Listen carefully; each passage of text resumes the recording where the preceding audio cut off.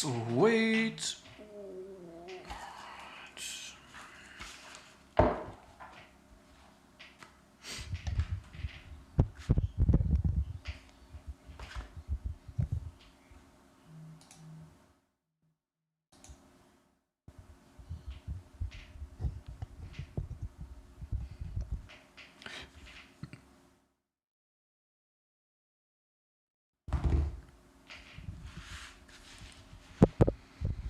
Sweet, okay. So, tunage.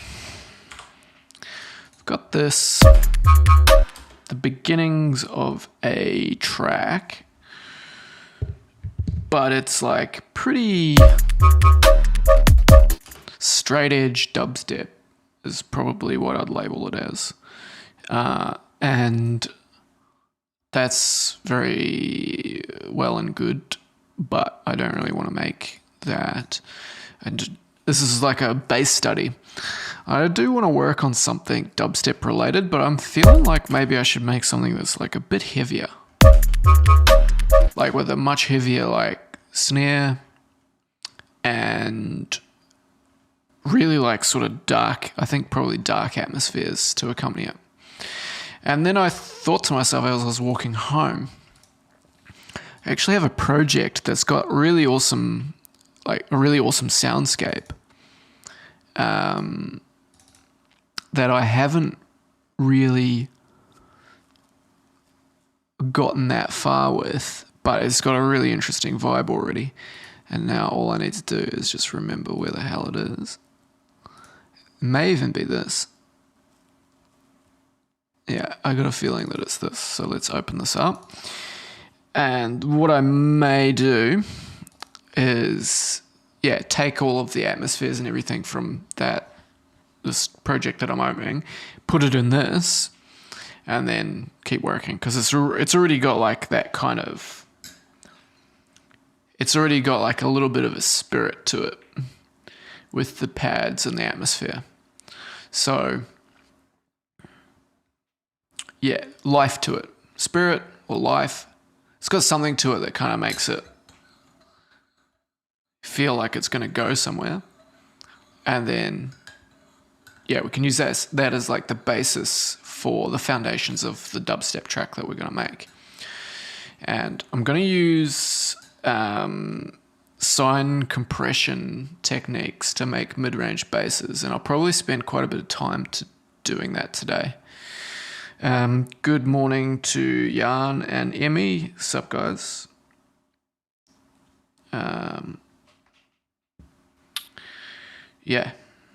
So here it is. Let's listen to it from the beginning. Should be set up properly. Yep, that's on and that's on. Okay, let's have a listen to this. So.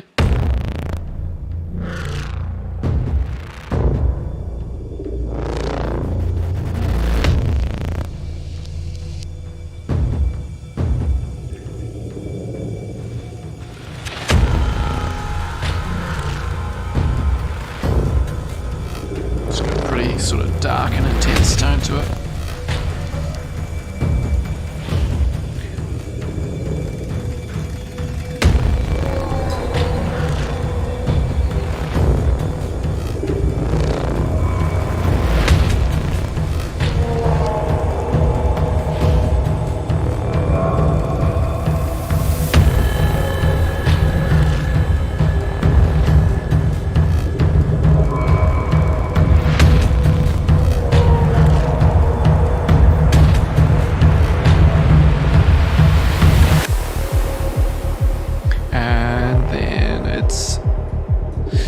Instead of going to like a psytrance beat, I feel like I could totally go to a dubstep beat.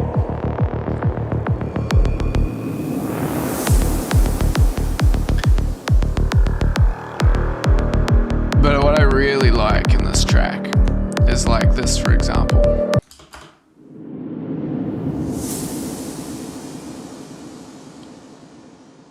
It's nice, dude.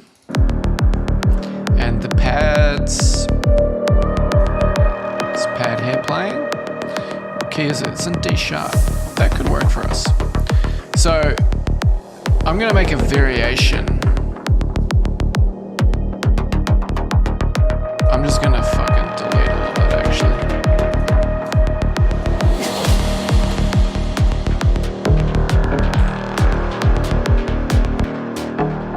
So fuck that off. And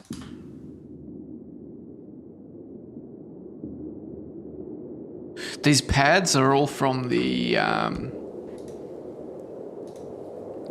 is it Intrinsic Diastasis by Interstate, and they're just insane, man. They're just such good pads, such nice sound design.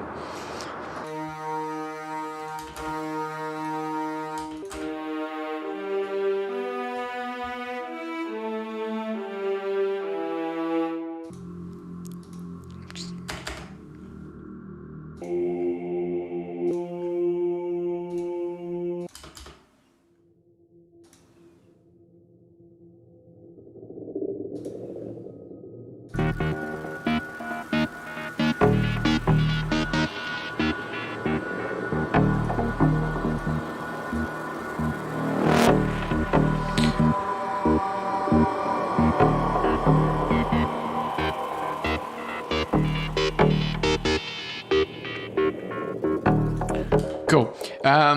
So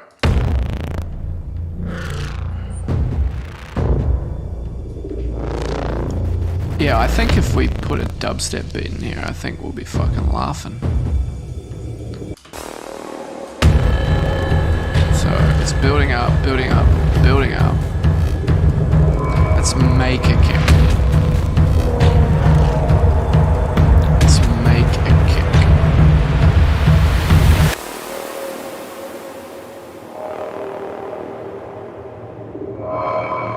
Yeah, the atmosphere is so nice, dude. So let's go kick 2. And it'll be a little bit difficult to get like a kick that's probably going to sound good then when we go to like an actual sound system. I'm just using headphones. But oh fuck it, we'll be able to get something that at least sounds interesting on our headphones.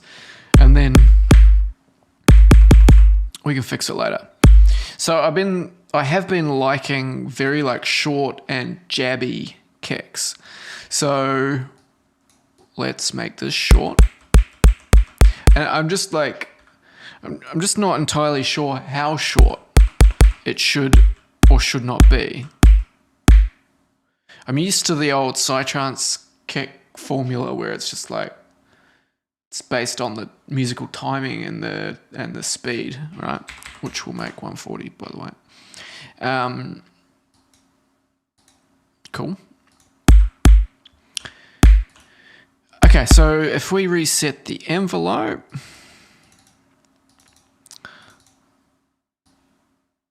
then we are dealing. Okay, so let's.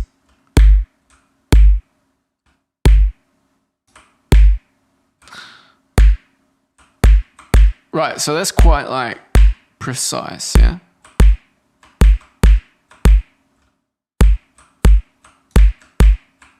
There's not much fucking around in terms of bottom end. So let's start with that. And it's going to be very difficult for me to make a kick that's not like a Psytrance kick, let's be honest, because it's always kind of what I've gone to and made, right?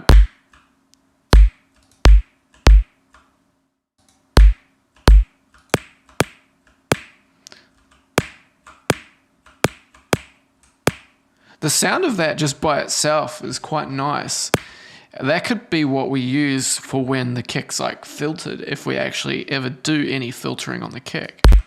I really like that. So let's get the kick in the right spot. Now, everything's in like D sharp, right? But I reckon that's too low. Like, it's too subby for the kick, right? It's dubstep, and whilst I'm sure that you can make a kick with a lot of sub in it work with your basses, I feel like it's probably just more intelligent to make a kick that's just entirely out of the way of the subs.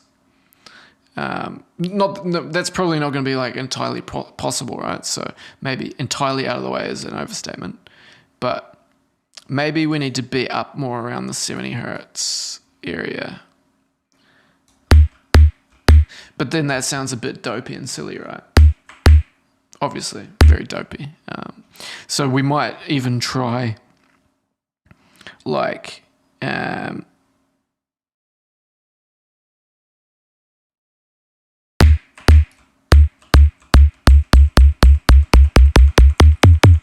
let's just get a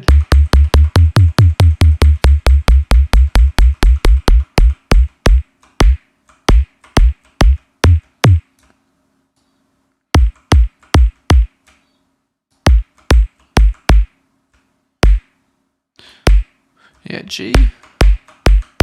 G does sound pretty good most of the time.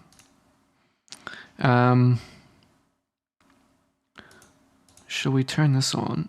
If we put it on D sharp, I've never used this before in Ableton 11. So that's cool. So can I just press fold? No, fold. It's still I press scale. That's right. Okay, so I don't know. Let's try E. Let's try like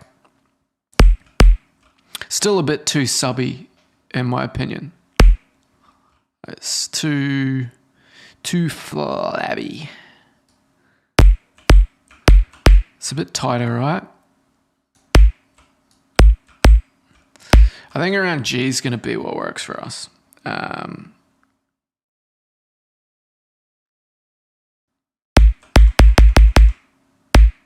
Yeah, we could you're right, Ivanis. I could reset it so that we actually don't have anything happening on it. Very good suggestion. Very good suggestion.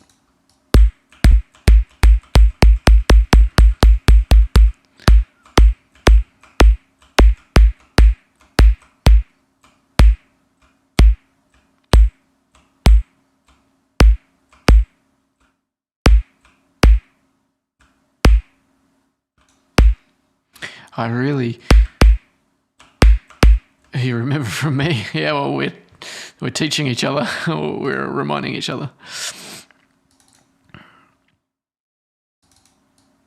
Oh, what am I doing there? Okay, let's do the old psytrance trick. Like, I mean, I don't think it's a bad thing to scoop out mids from a kick, so why not do it?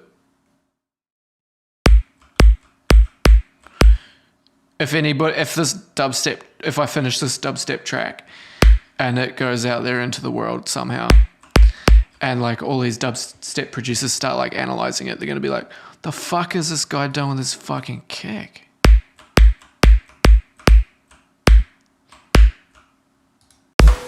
I think when you listen to kicks out of context like this,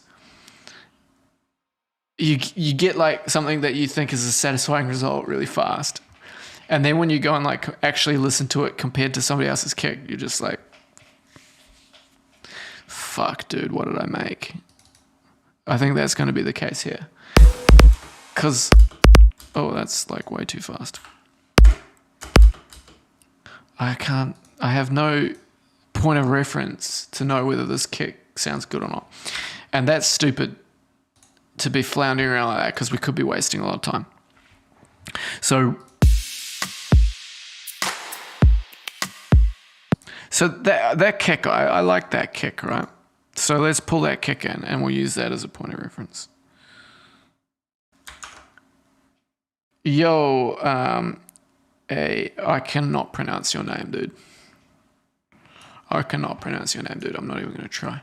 But yo, yeah, that's exactly what we're doing.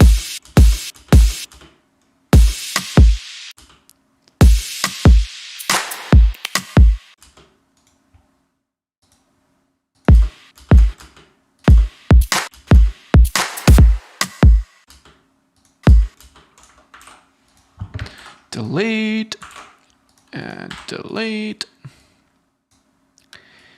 and boom. It's a nice kick.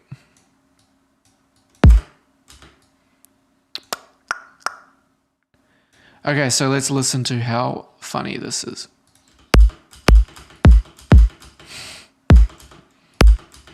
I mean, it's not terrible, but it's not good either. Duplicate, freeze.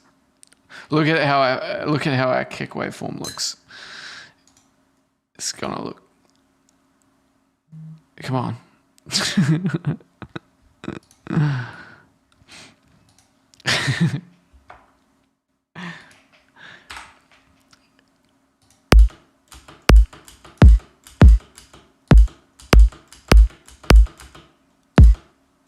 I mean, I'd need to hear that on monitors to really say that it doesn't sound complete garbage, but let's use this to start.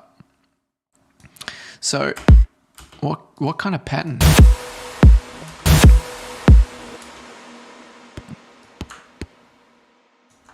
I don't actually have a pattern in mind, so let's.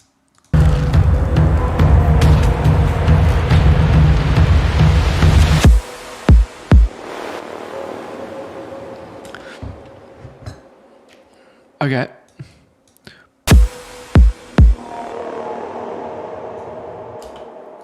Maybe we're gonna do a real like sparse pattern.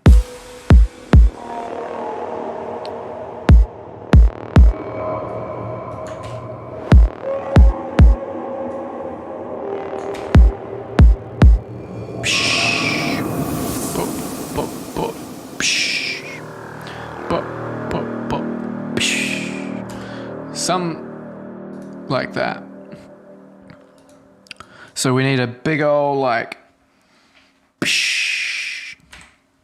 snare, I think is what they call those things.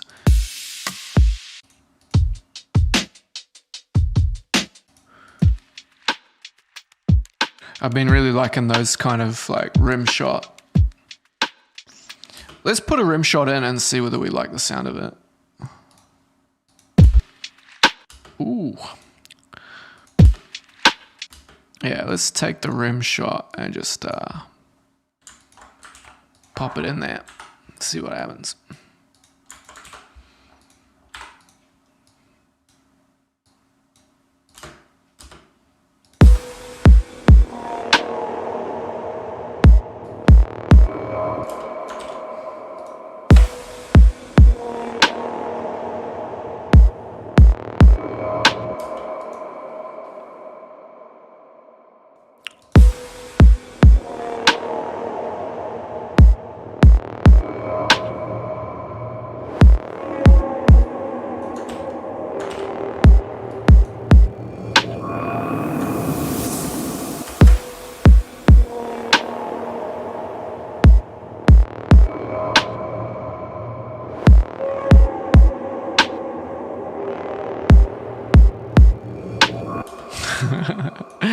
Sounds good, guys, huh?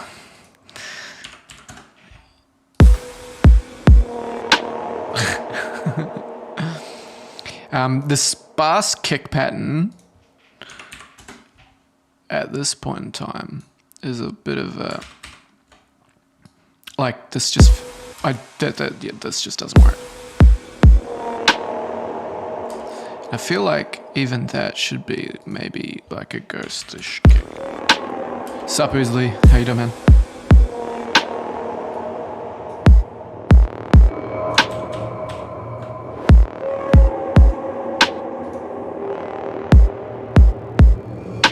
Okay, so let's get a. I feel like we probably need something that's quite dramatic.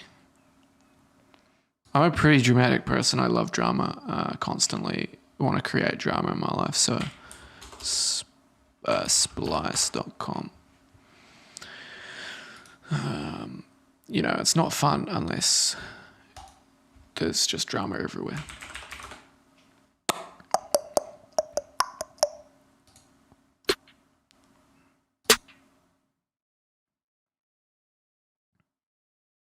Yo, you're welcome, man. I would pronounce your name if I could, but I cannot. But you're welcome. It's my pleasure to be able to share my workflow and my kind of process. And Oozly, yeah, dude, I'll try and make some.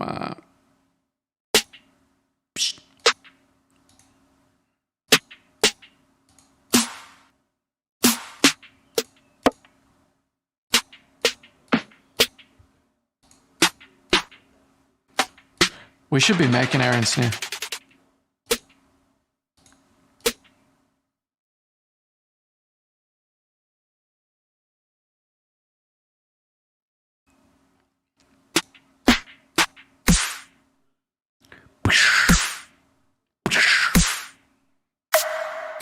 Let's grab one of them and just see. I mean, I've got enough credits. Let's just take it and.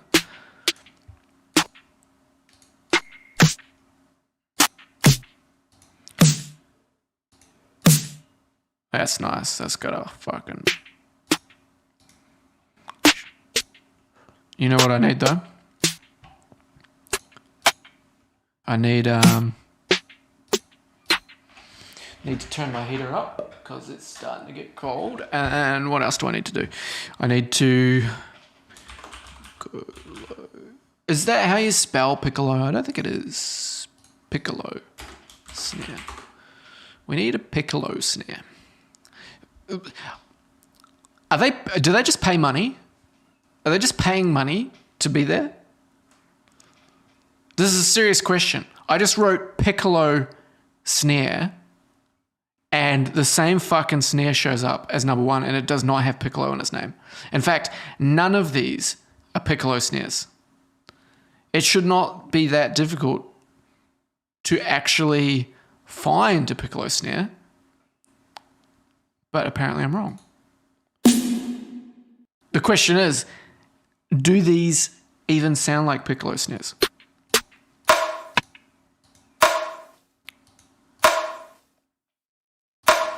I like that one. No, they are not piccolo snares. Why did these search results show up? Piccolo snare. Look, see, it's a fucking thing. Show us how you sound.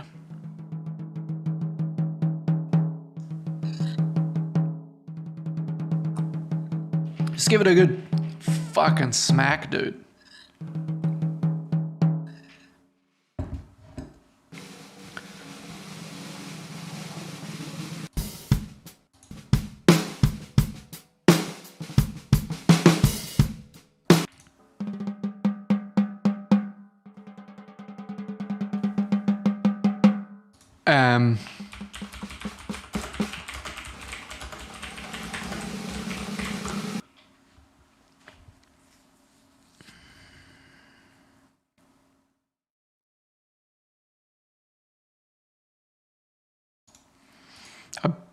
They're talking about current value, I bet you.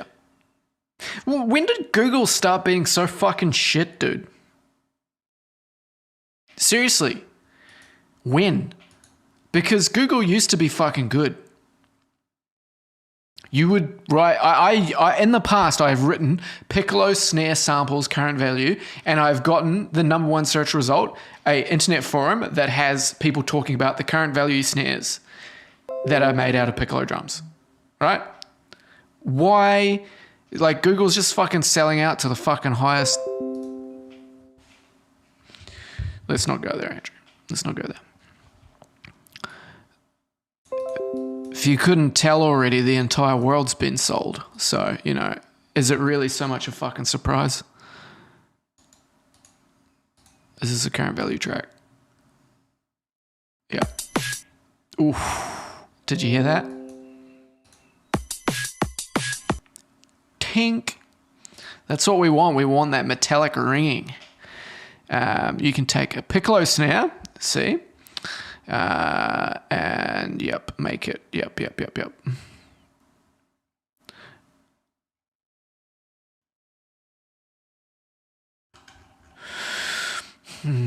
You know, making music is so much more fun when things are just available immediately.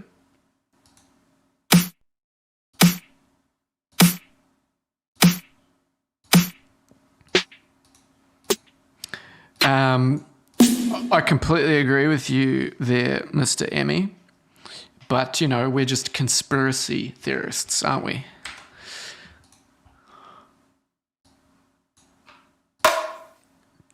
Donk. All right, let's put that in there, see how it sounds.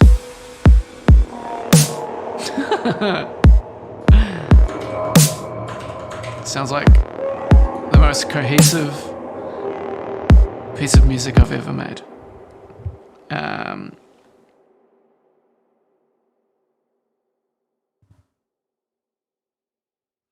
Oh, wow.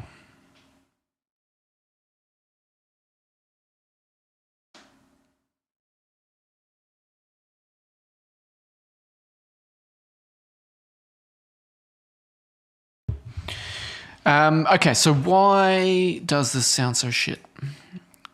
Because we don't have anything else in there except for a kick and a bass, kick and a snare.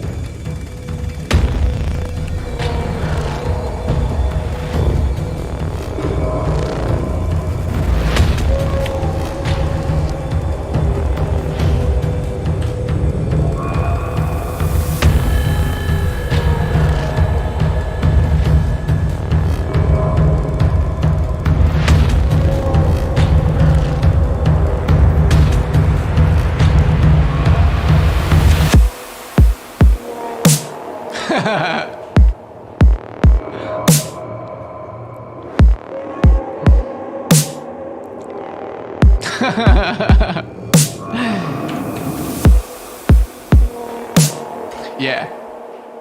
Nah. I got a feeling that it worked when we went from a transition to psytrance, when we had that like drum.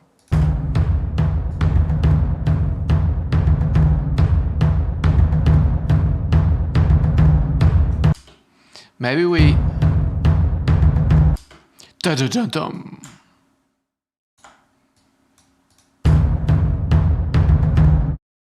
Oh, yeah, we miss too much when it just cuts out though, don't we?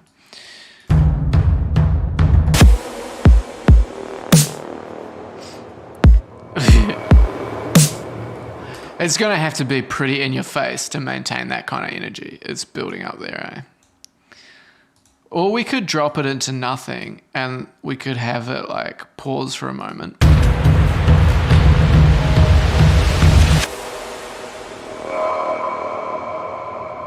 And then we could have like a bass that's like... Remember we were doing this the other day, guys? We were making the sounds with our voices. It's very fun. And then we have... Wow. Yeah, we need all that sort of stuff.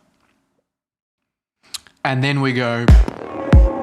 But we don't have that. I think I actually need to get like a pattern that's got more than that going on.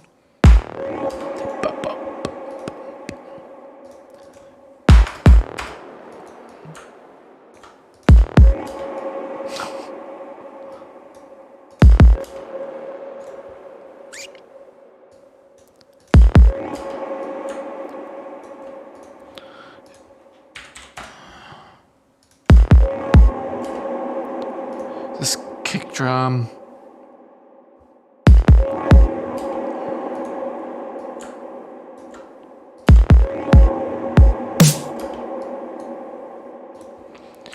Come on.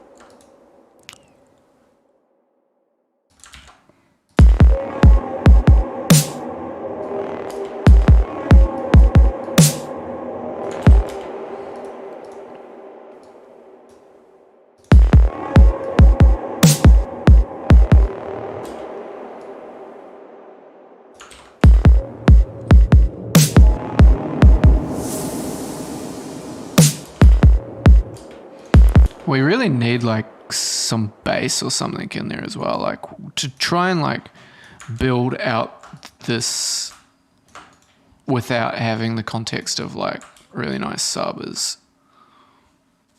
too difficult.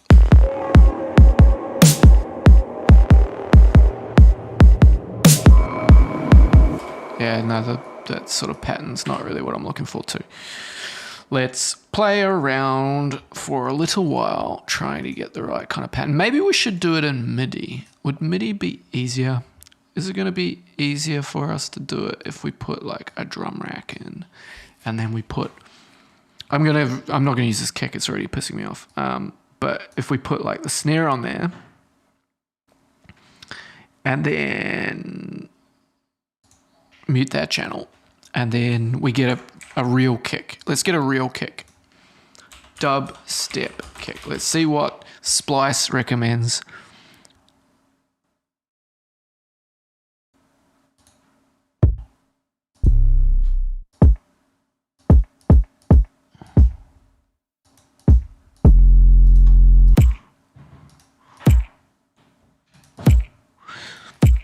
If it didn't have that fucking sound on top of it, maybe I'd take that one.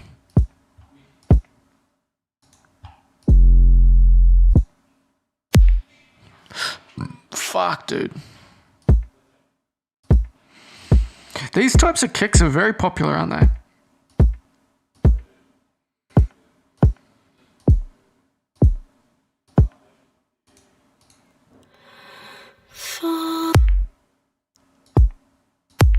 Dude, that's a fucking... I swear it shows you like very similar fucking search results all the time. These are not new. I feel like it's pay to win.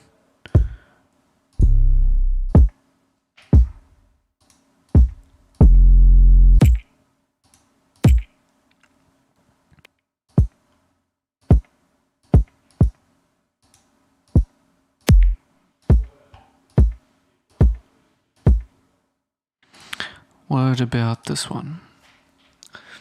But we need to change it because it's got an annoying click on the end of it.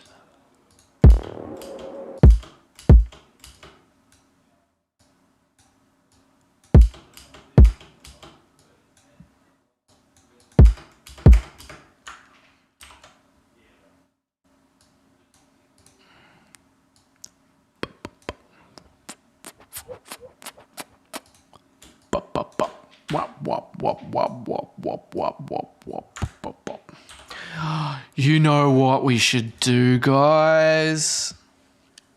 I know what we should do. We should have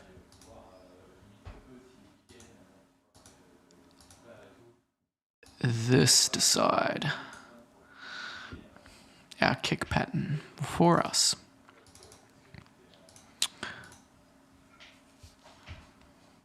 Let's do it.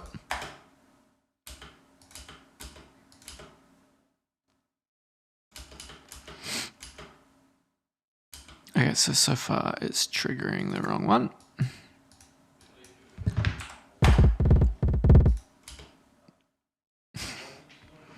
It's a little rapid.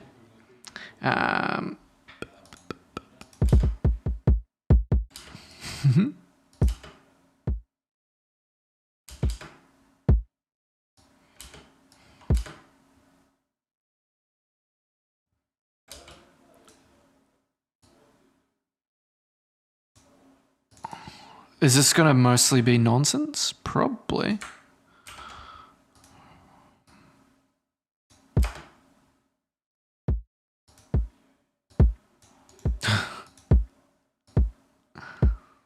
How do you like that? It's a great pattern.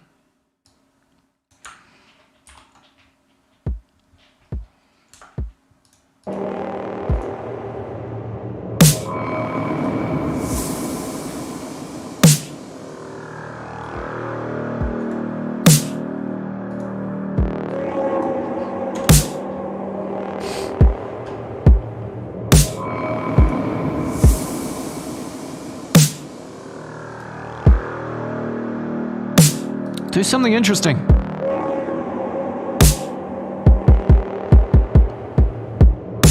There you go. Alright, let's start recording this. There might be something cool happening.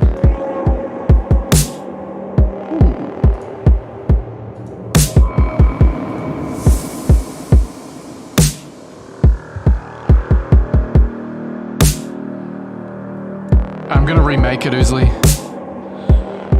Those sounds that I made yesterday.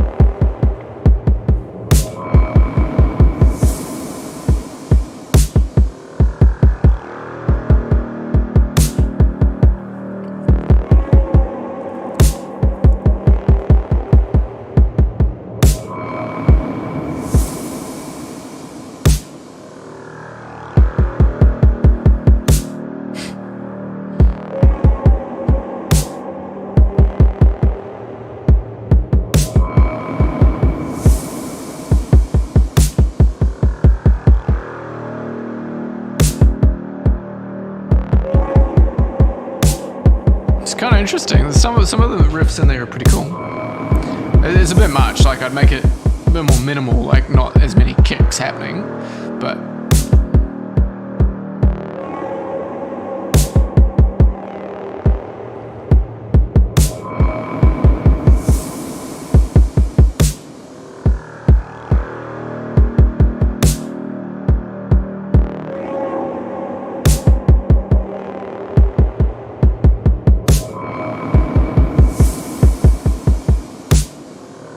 Yeah, we need the wub wub. You're right, Jackson. We need the woof woof woof woof.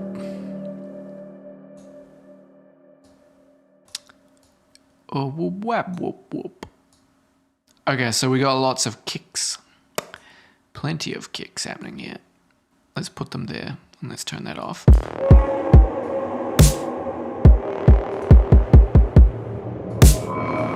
I kind of like that ducka ducka duck. That's super boring. This part's cool.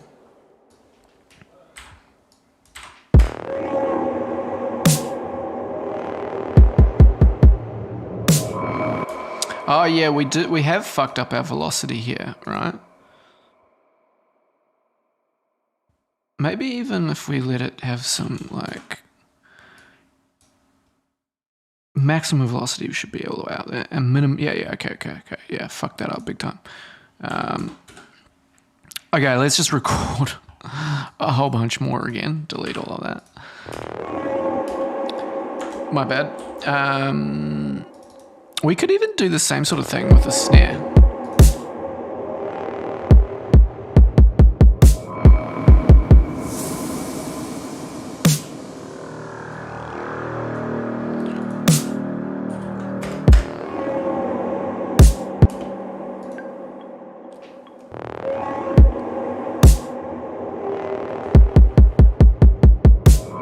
That it's kind of evil.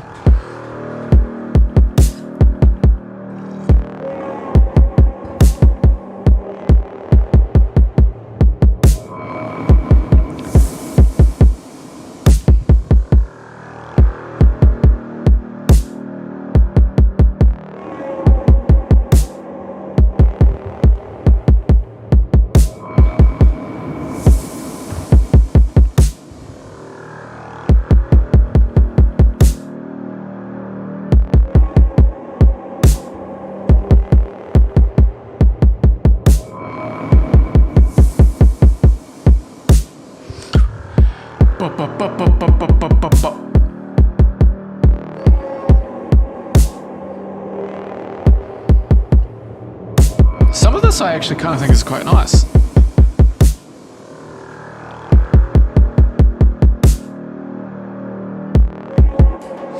So, like, I quite like that. So I'll just put it there. And I thought it was interesting.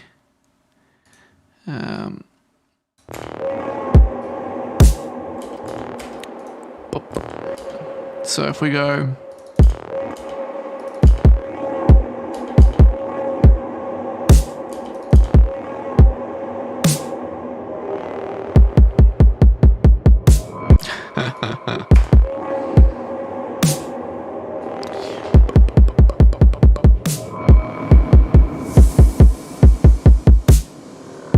Yeah. Would there be a way where I could automatically have it mute when the kick plays? So it's just never, the snare plays? That'd be sick.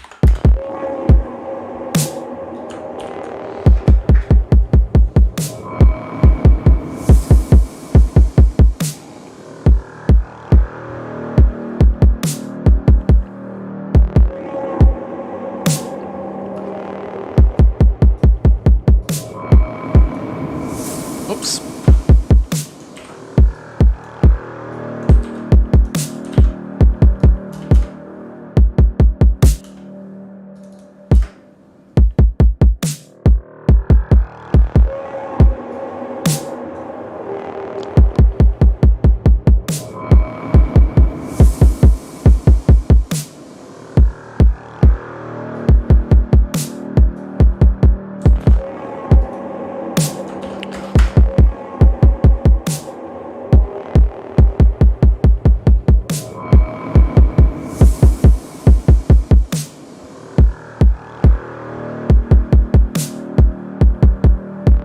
Dude, that's a pretty cool kick pattern there.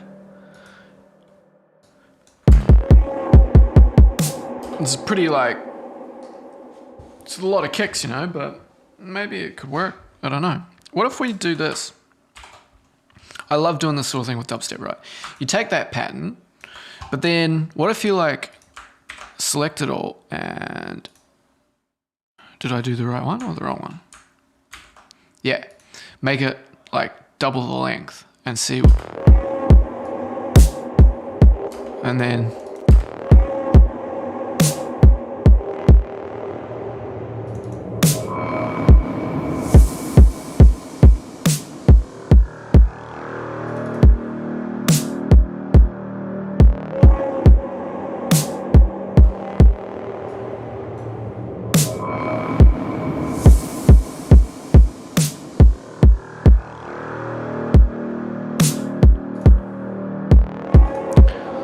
yeah, sorry, this is actually clipping now, so.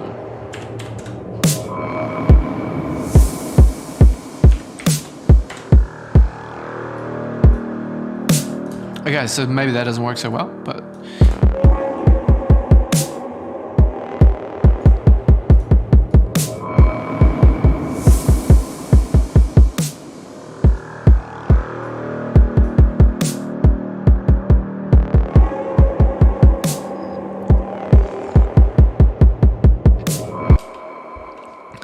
Okay, I'm just going to quickly use the bathroom and then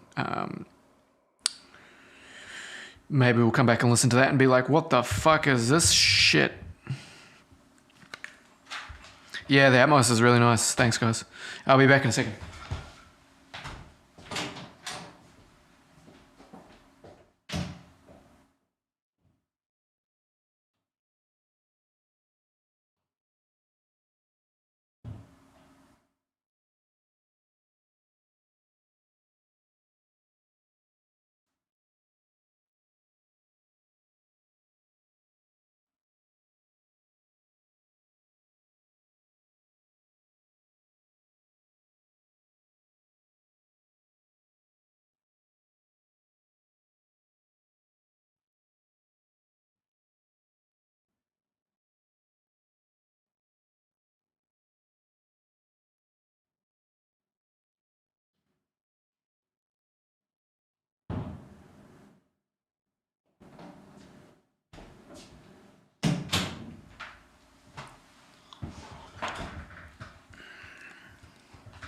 Okay.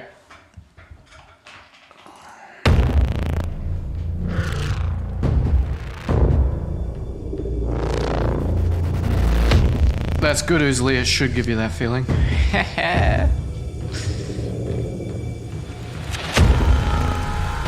Y'all ever seen The Land Before Time? That'd be a sick sample to put in there.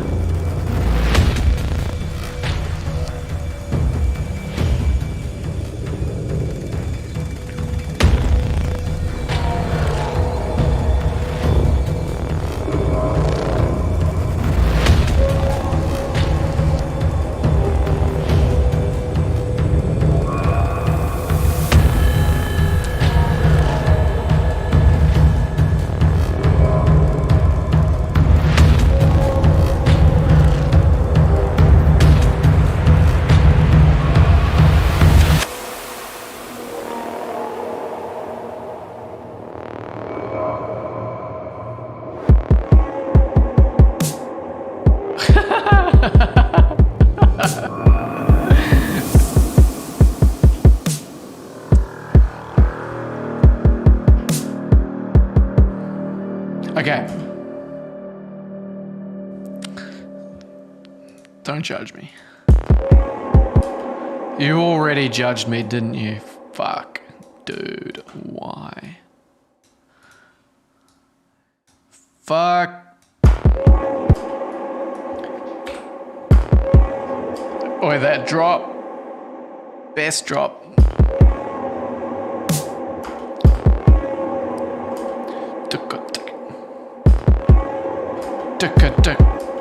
So what do we want? That needs to be buck up, buck up.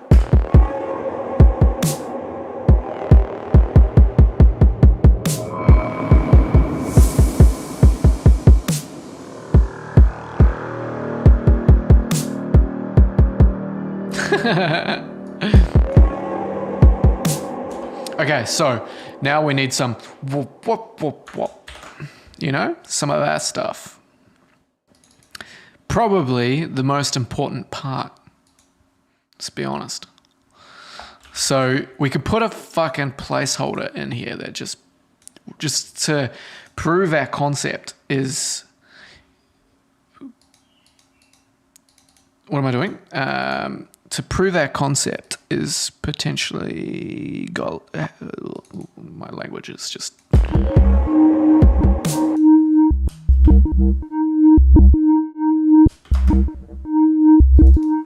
What the fuck is that shit, dude?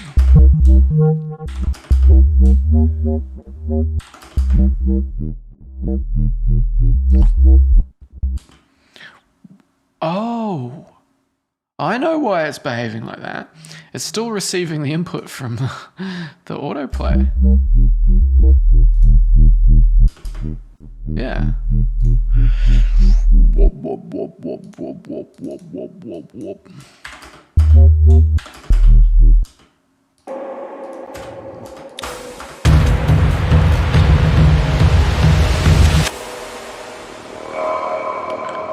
You think you do, but you don't.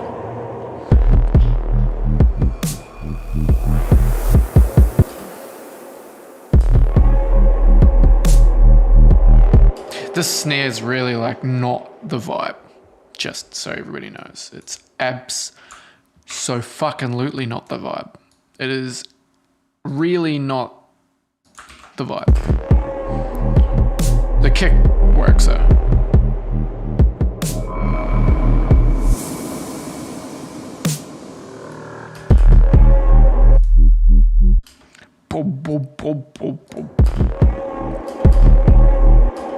So then we would need to obviously sidechain that. This is for a little bitch. The snare's for a little bitch. That ain't the kind of snare that we want to hear. In fact, I'm tempted to go back to that fucking side stick. That rim shot, motherfucker, wherever it is. What are you? Nope. Oh yeah, remember.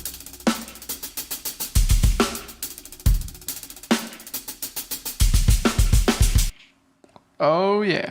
Okay, where were we?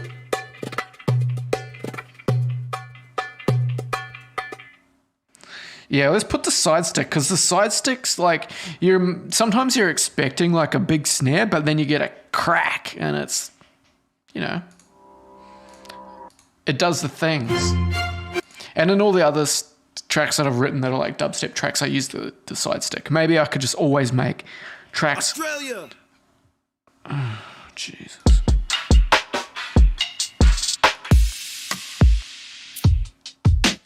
This one.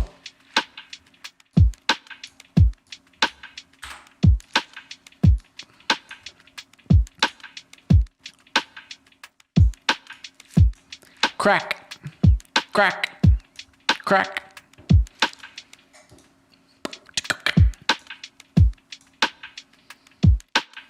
Boom.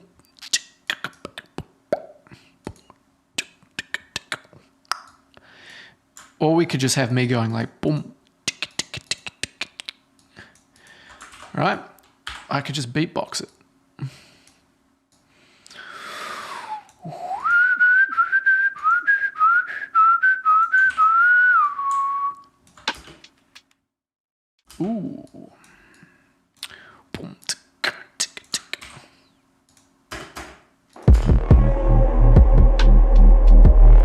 Oh, what the fuck? Yo, just do that.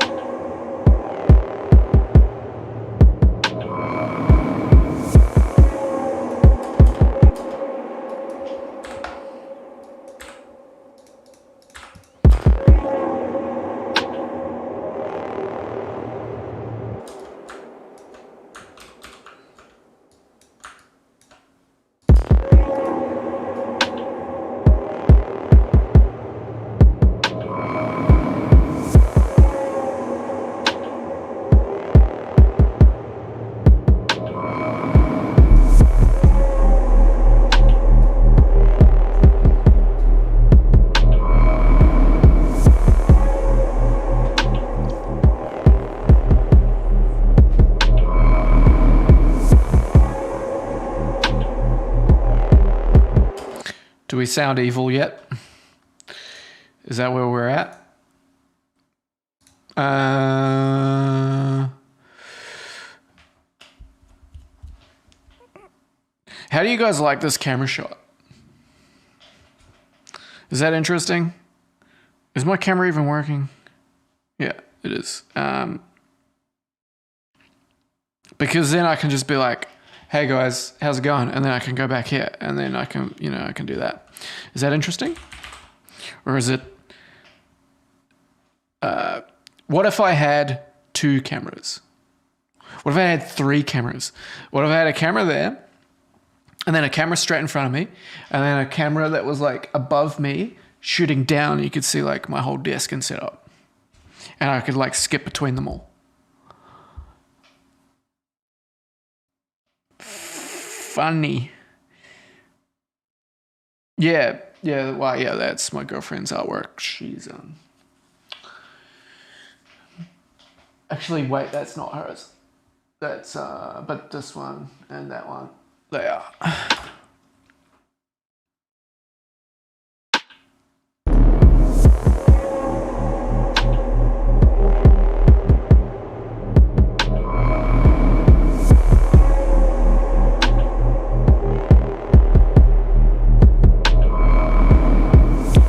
Okay, let's make a bass. This is the part we've all been looking forward to.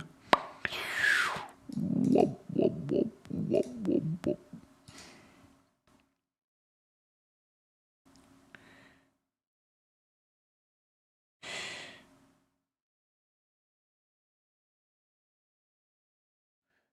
They're my old monitors. My girlfriend's got them in her studio now. This is her studio. I'm temporarily in here because I'm looking for a new house. And she's not here. She's stuck in New South Wales. Rip. So get this. She went to another state to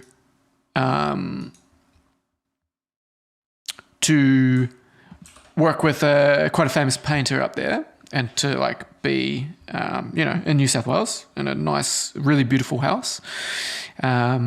And living like a life of luxury, let's say. And next minute, COVID rears its ugly head again.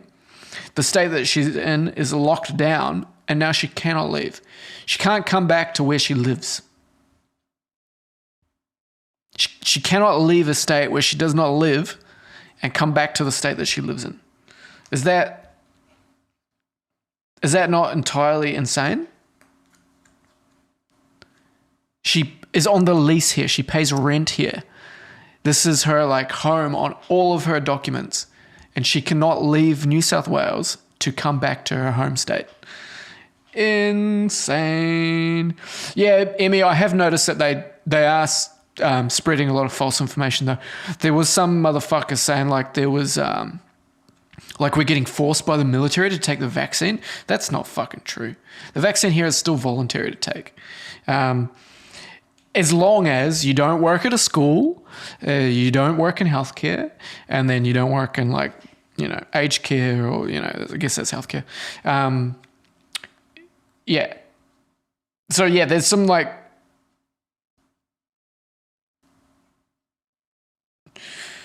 yeah, well, it does exist. So, what can you do?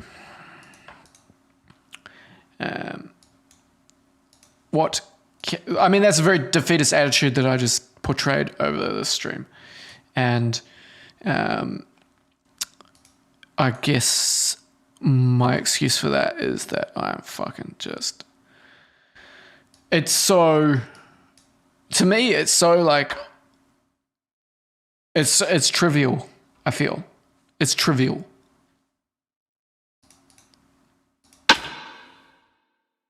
That's a nice sounding fucking... Actually, is it? It's a little metallic. Do I like that?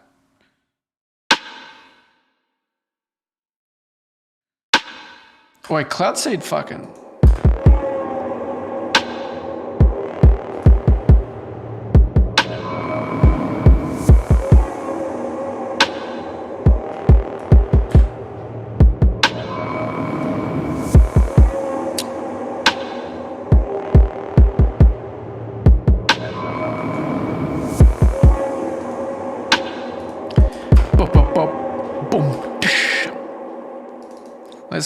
Let's go. I reckon this is the pattern.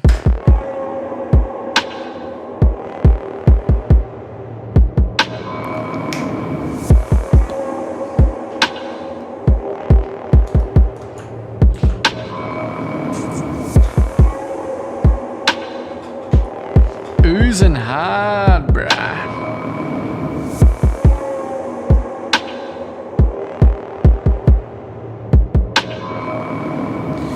Yeah, dude. Notifications are blocked. Yep. Grab it.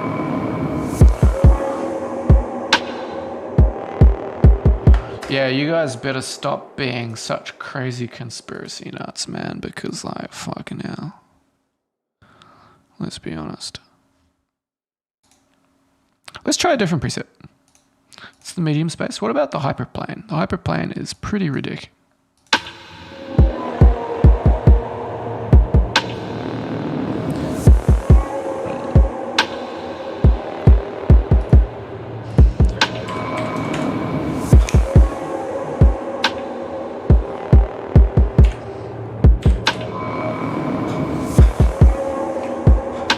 Oi, we need that fucking...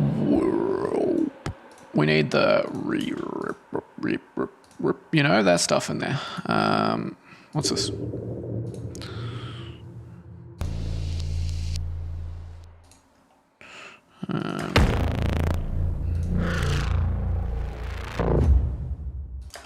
What's this? Yeah.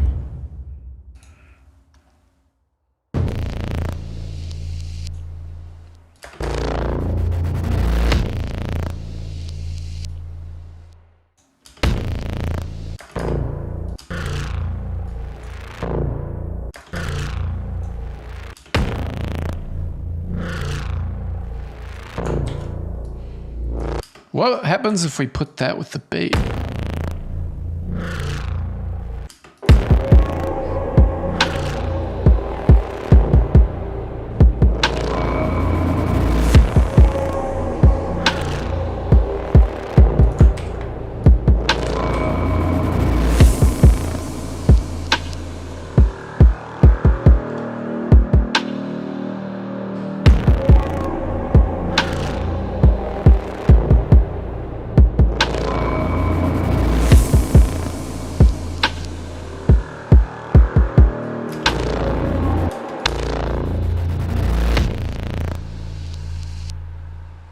I love that. The little... So good, dude.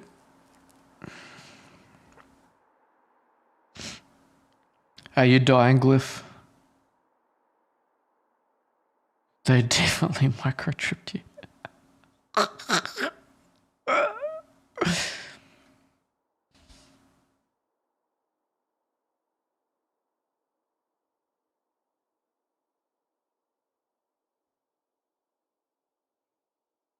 But yeah, guys, we are not turning this into a chat about coronavirus or anything political.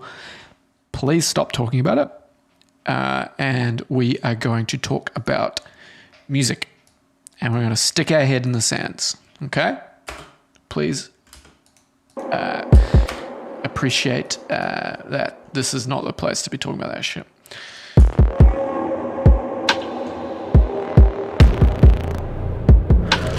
Even if I did start it, I'm going to put an end to it there.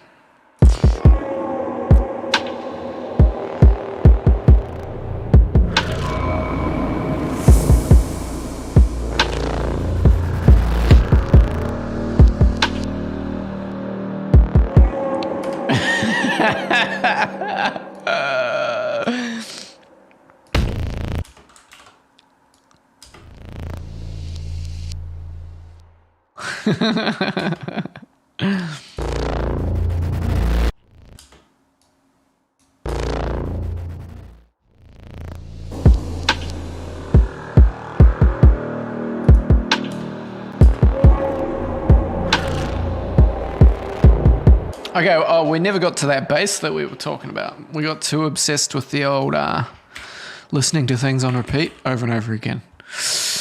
Dick move, but easy mistake to make. All right, you boyos ready? It's a bit low, isn't it? It's a bit too low. Buzzing. We're buzzing there. This is going to be our bass.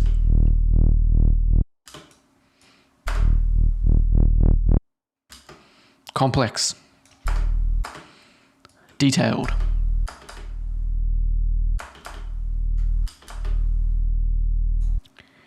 Bow.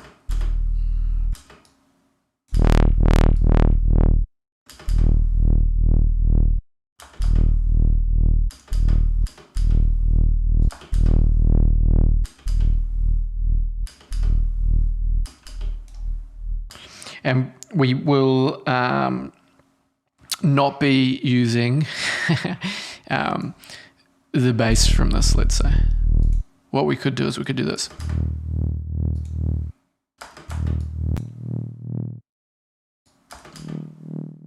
Nah, because then it just loses everything.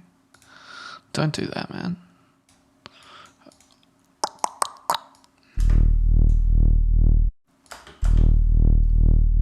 But I'll put an actual sine wave underneath it. Keep it clean, bruh.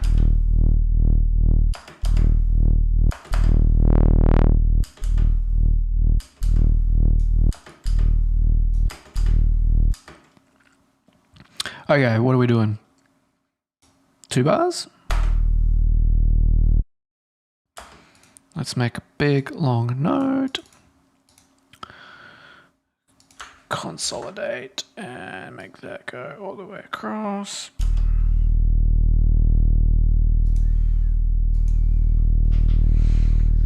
So far, so good. Whoa.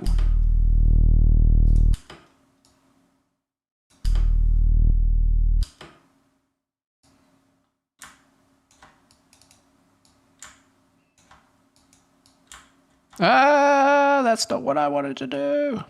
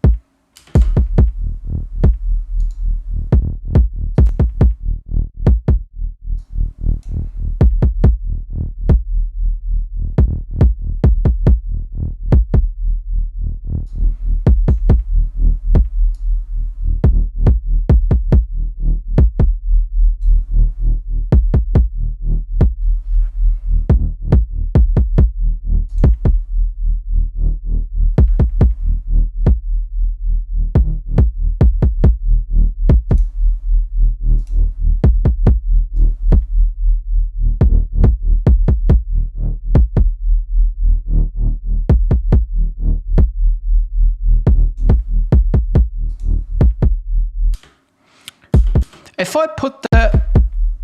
Yeah, it still does that. I was going to say, if I put that on direct out, does it still get the volume automation put on it? But yeah, it does.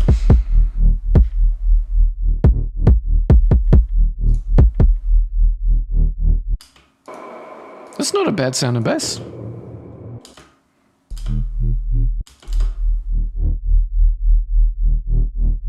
It's kind of cool.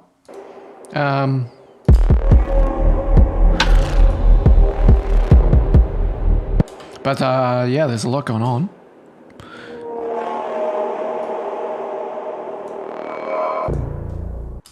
Yeah, let's turn this off for now.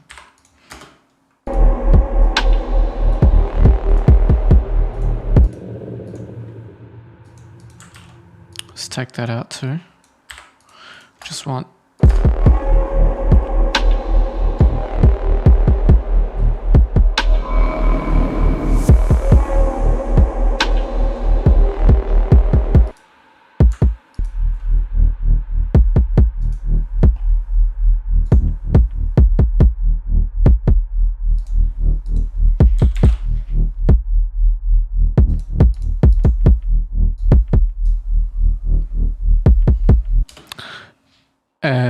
Okay, so we're going to sidechain from the kick drum. Whoops, daisy, that is not the kick drum. Sidechain from the kick drum. Boop, boop, boop, boop, boop, boop.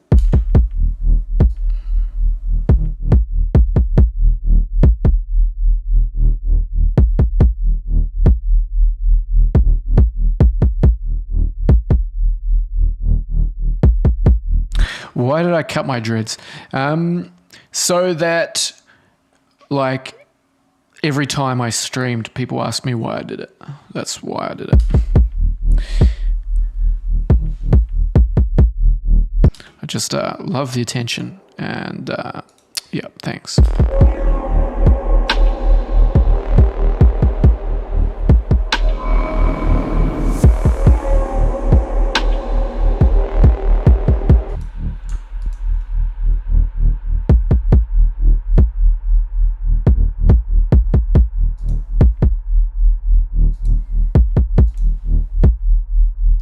So if I turn that off, so this is on 1/4 dotted triplet. I got a feeling we're gonna have a fat bass. Let's take all of it. All of it.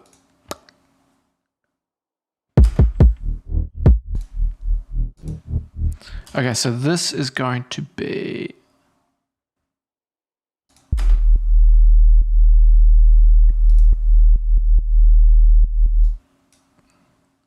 triplet.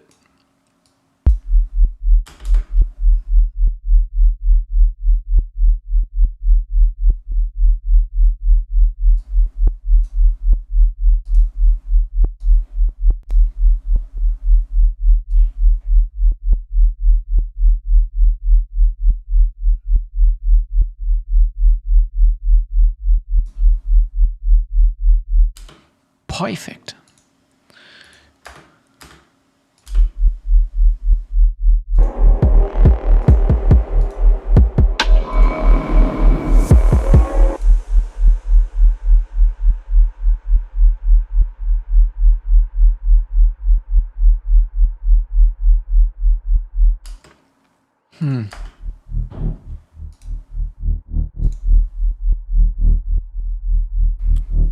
Maybe...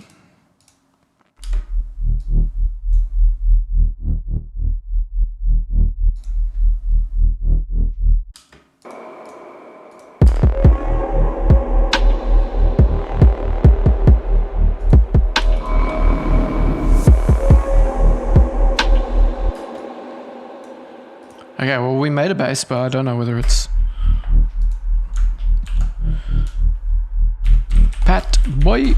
Okay, so that's one idea. Let's try another idea.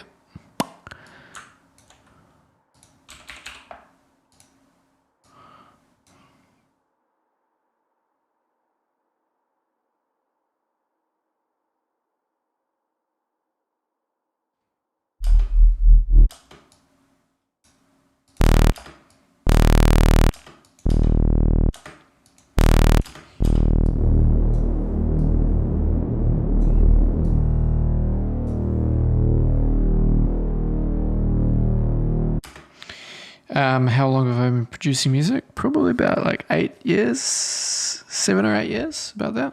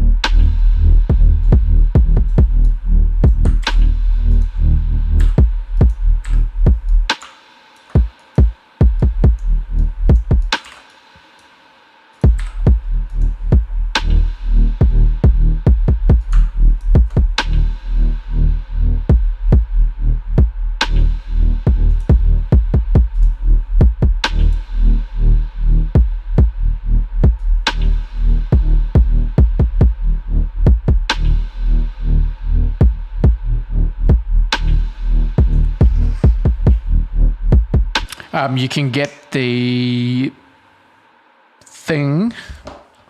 What's the name of the thing? The skin on the Collective Intelligence website for free.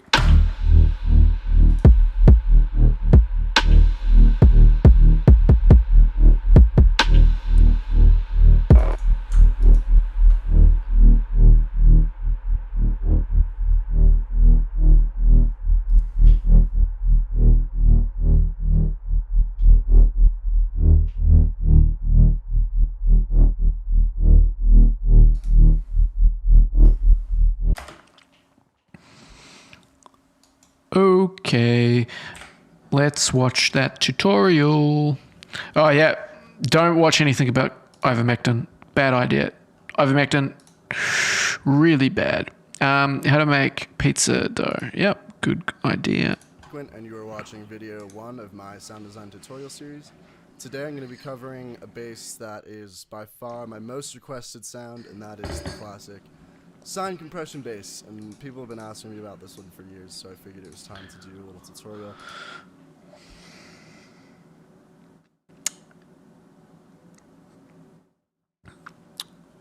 What the fuck? Has anybody noticed what's wrong with this right now? Anybody at all notice what's going wrong right now? This guy recorded his fucking video at 480p. And explain how it works. The fuck? Also, I've built Who does an that? app that makes this process a lot easier. does it all in one step, which I'm going to show and share with you guys. But before we get into that, I kind of wanted to just show you how to do this from scratch. So we're going to jump into this here. I'm going to make a MIDI note, and I'm going to grab a default operator here. Mine is set to -12 semitones by default, so I'm going to grab an F1 note here. If you have the regular default, this would be an F0 for you. So there's just a pure sine wave. Let's make this a little longer, actually. Let's do like that long. Perfect. So right off the bat, before we even do anything to this, I'm just going to freeze and flatten it, and you can see we're just working from a pure sine wave here. So the idea behind this concept is you're basically taking a compressor and compressing this so hard, more limiting it than compressing it, to the point that this sine wave is slowly becoming a square wave. But the reason we're not starting with the square wave is we really want to accent the movements that we're going to use additive and subtractive filters, and we want those movements to be accented through the compression. And you can definitely start with the square wave, but you end up with more of like a resonant sort of tone, which isn't bad, but this is just kind of the way I've gone about it. And so Okay, step 1, make a sine wave. First thing you want to do is grab a glue compressor and Step 2, go after this soft clip function here. So you always want to make sure you have this turned on. soft clip. And these settings are a little bit arbitrary for what we're doing because we're just slamming this so hard that we're getting the distortion from the soft clipper. So the attack release settings I just usually leave default, and then we're going to turn up this makeup gain, not even using the threshold. We're going to turn up the makeup gain until we see this soft clip engage, and then we're going to find a point that sounds kind of good to start from to start adding some filters underneath it. So I'm going to just increase this level. Okay. Well, you can hear we're starting to get a little bit of a different tone out of it. So basically the entire process comes down to two types of filters. The first thing is just a notch filter, and for the first step, we're going to basically just use this notch filter and this compressor, and then we'll get into some of the other things you can start adding to build out the sound. But the initial movement of the bass is going to come from just automating this notch. So nothing too technical here. I'm just going to kind of randomly go through and impose some movement on the sound. I like to keep the resonance all the way down. And then I like to add it with drive 9.5 or 9.6. I'm not sure which one. They actually allow you to use distortion on your filter, so you can use here and increase the drive. Be cautious with this. If you have the resonance up, I'll just show you. Like if you crank the resonance while you have this drive on, they'll just kind of resonate out, which is interesting, but definitely not what we're trying to do right now. So yeah, just have the resonance all the way down, drive up, and we're going to automate this filter and see what we can get. So go back to here. Great, so that's the initial part of the sound. So I'm just going to freeze this. All right, take a look at our dynamics here. let's go. Take a look at what the wave is actually doing. So I always get rid of this little doodad at the end that's going to show up. That's another True, get rid of the doodad, good idea. Square off at the top, but we have all the between movements that are happening. And so now we really want to start getting more meat out of the sound. So going back to the glue compressor, just have this on every step. Compress the shit out of it. Soft clipper on, obviously. Compress the shit out of it. That sort of square wavy tone coming out of it. I'm going to add a fade at the end of this just to give it that little click. It's bugging me. So yeah, another notch filter. So let's go ahead. I'm going to keep the filter clean this time, not put distortion on it. But resonance all the way down, filter automation. Let's do it. So here we go.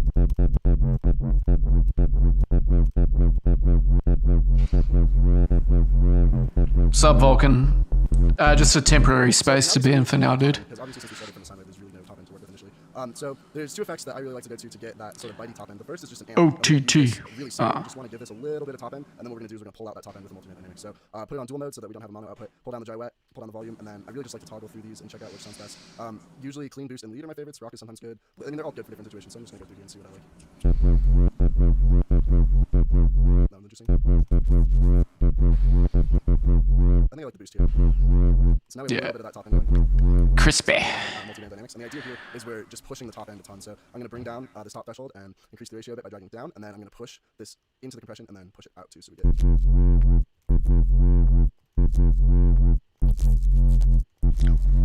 And I usually like to have the auto filter come after this compression so that it's basically notching all the added highs we can get. Cool. So now we definitely need to clean this up a bit more. So I'm going to add another notch filter.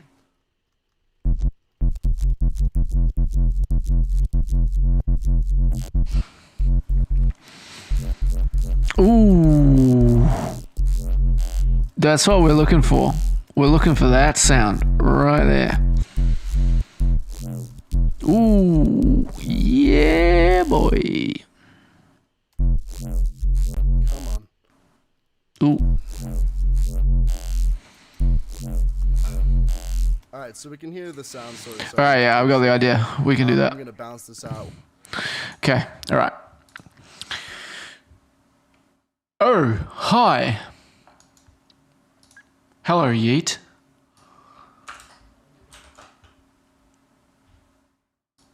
Nice to see you. You see, I'm going to use Serum for my sine wave because I'm cultured.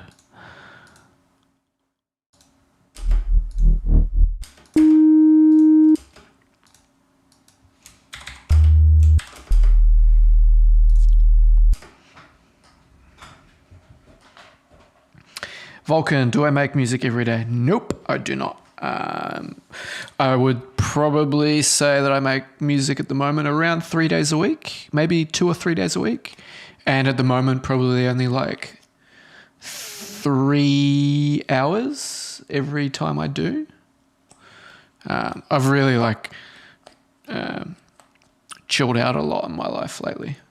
So I've become more chill, I suppose, and not going quite as hard. But that's kind of just because of the state of the situation I'm in at the moment. A little bit restricted by COVID and a bunch of other kind of, mainly actually just COVID. COVID is restricting my lifestyle quite a lot. So yeah, I would like to be able to like find a new place, get set up, and then get back into like a proper routine of producing more, but maintaining like that more chill attitude as well. Okay, so we want glue compressors, we want amps, we want auto filters,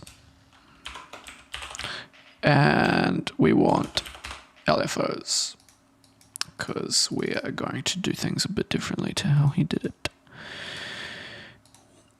Woof, woof, woof, woof.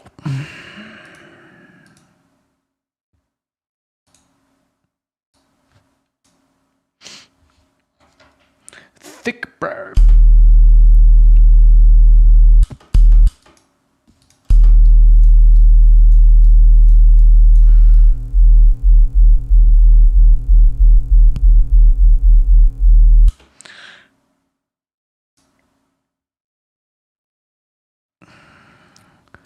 Okay, so let's clip this shit. Whoa, fucking hell.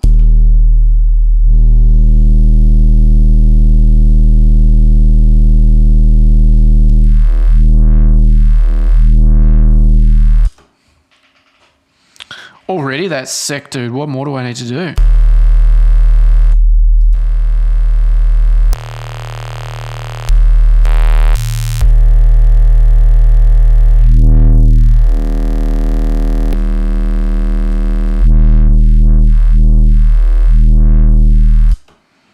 Dude.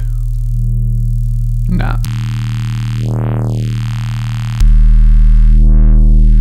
I like the blues, dude.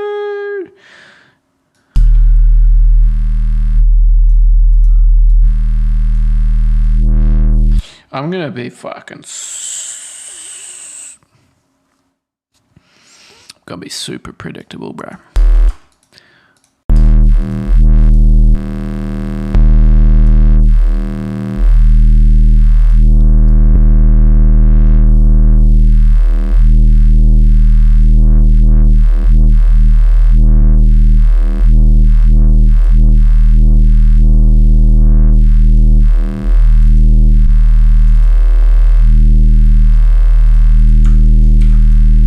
Watch your ears.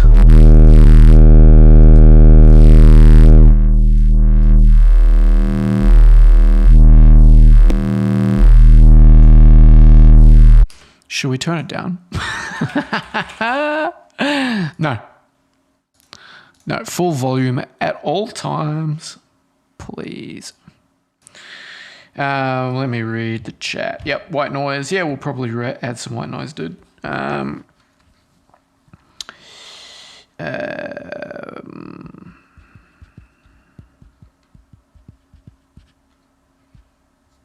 Yeah, Beatrix, that's just the way it goes, dude. When we're not using the same versions, it's a bit of a pain in the ass. Yeah, imagine if somebody had a sub in their room.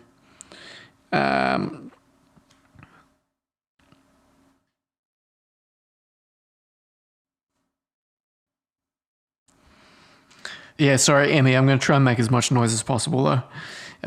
Imagines if you're not redlining, you're not headlining. True.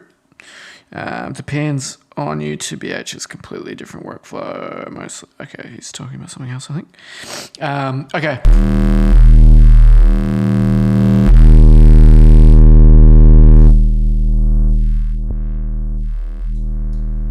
Oh, you kind of gotta have, like, in order to get a clip, you kind of have to have it. Yeah, I can't do that, actually.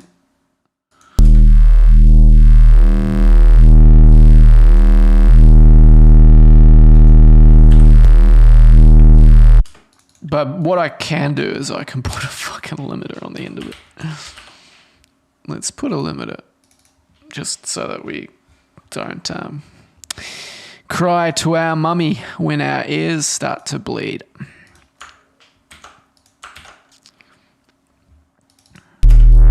Oh, that's another glue compressor. I mean, why not? But that's actually not what I wanted. Yeah, okay, I see what I'm doing. Yeah, silly boy.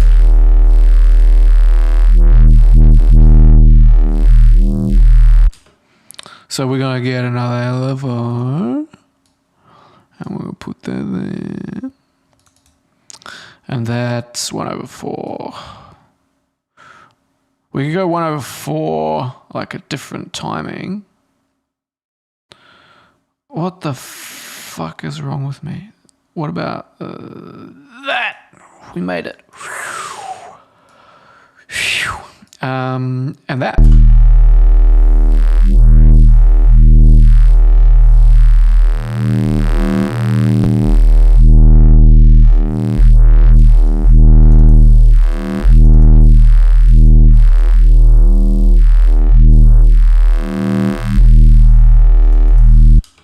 Okay, if we like speed this shit up, actually.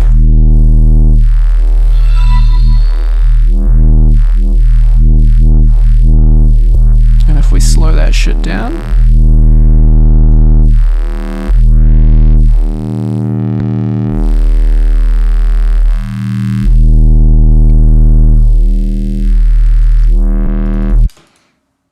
Let's fucking do it all again. Oops a daisy. Let's do it all again.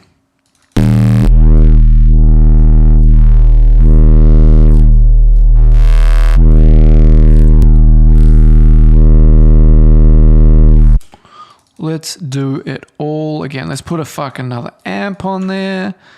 Let's put another auto filter there. Man, this is just a fucking good old time, man. Fucking map that.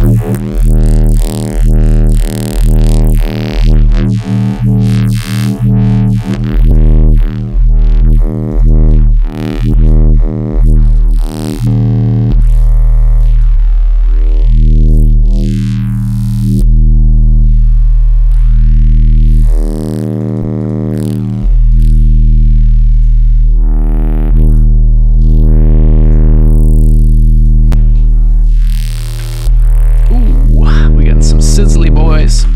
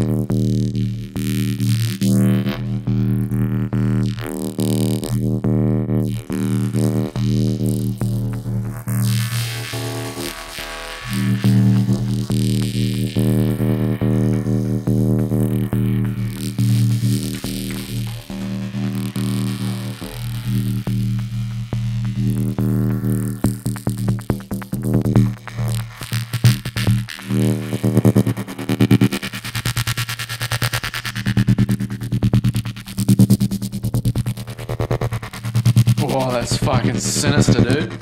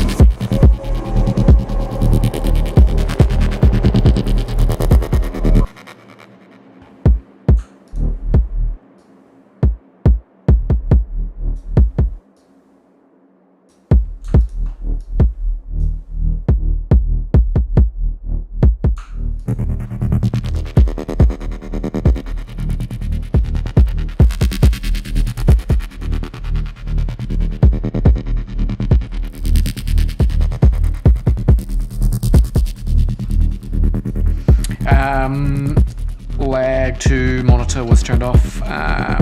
Hey Gatekeeper is like LFO tool add-on. No, it's not an LFO tool add-on. It's a completely separate plugin, but it does. It's like a volume shaper tool that can be used as a gate,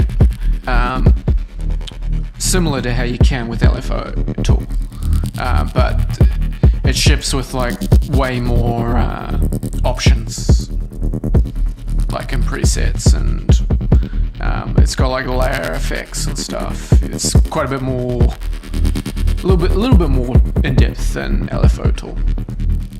Nicer user interface, blah blah blah.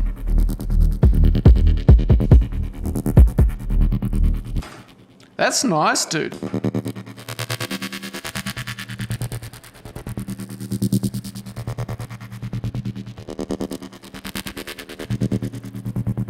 That's nice, dude. Let's make a version of it and change the Gatekeeper and see if we can get any different patterns.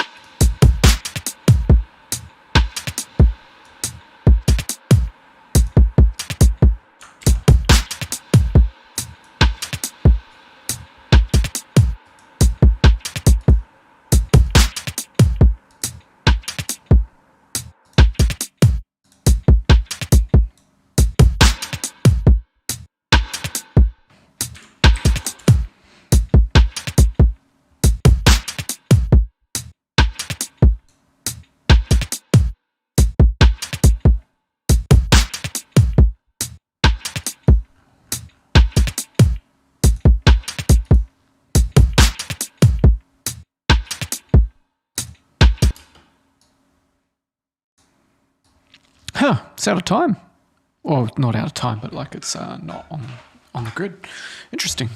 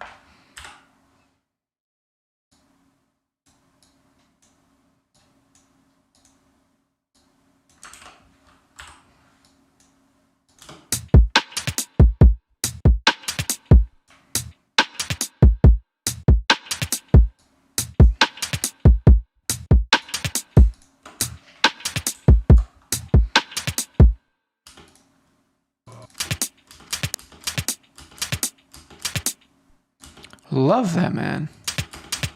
What is this? What is that?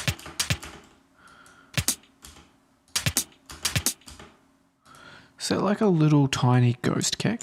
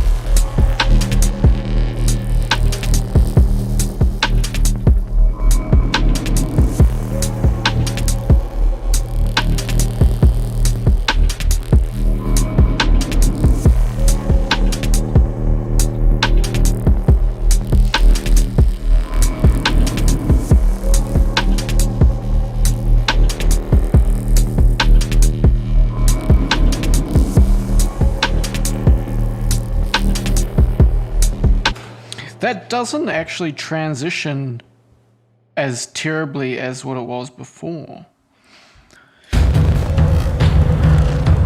It's still like really high energy there, right?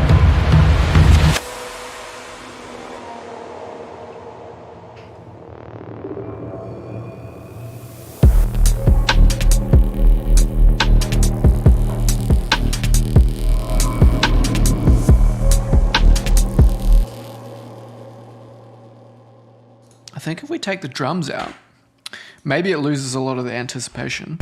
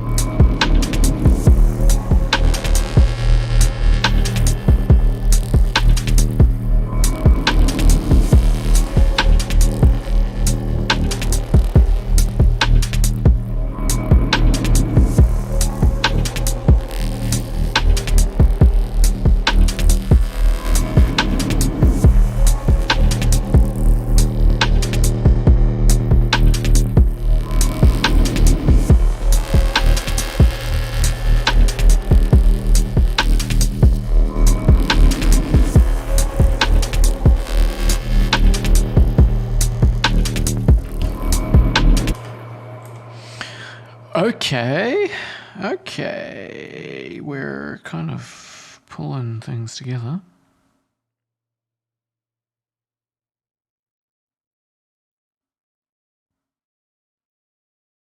Hang on, sorry, I'm just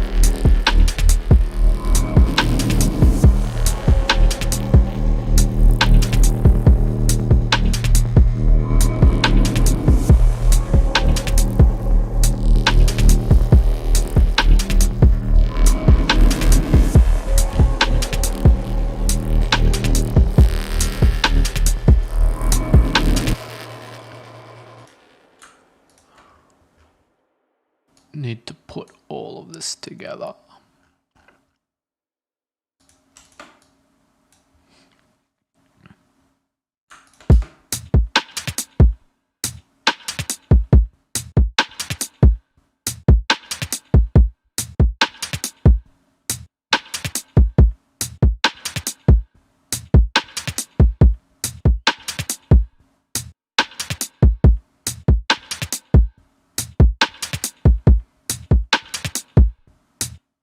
I like that. I like that groove.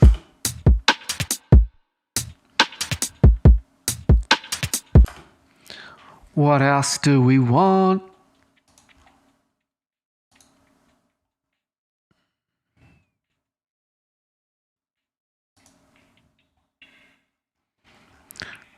Leon Switch is the master of dubstep drums, just in case everybody needs to know.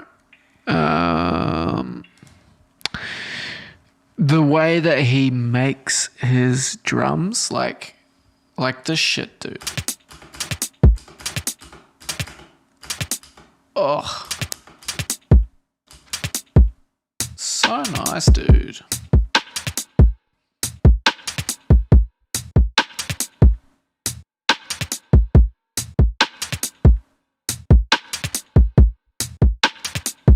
So good. What do I want? I want shakers.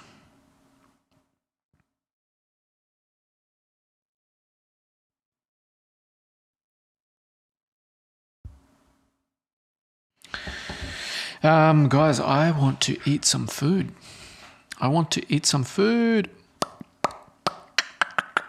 Shakers. What do I want? I want shakers. Shakers. I've got shakers in my splice. I've got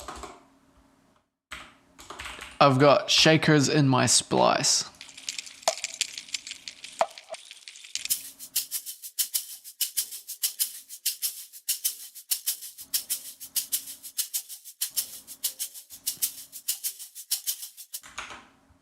Shaka, shaka, shaka, shaka, shaka, shaka.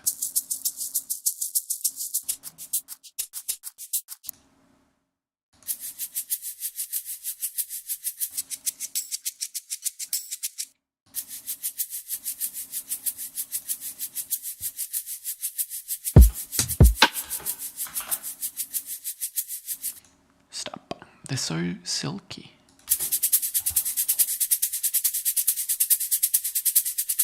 Too fast, man.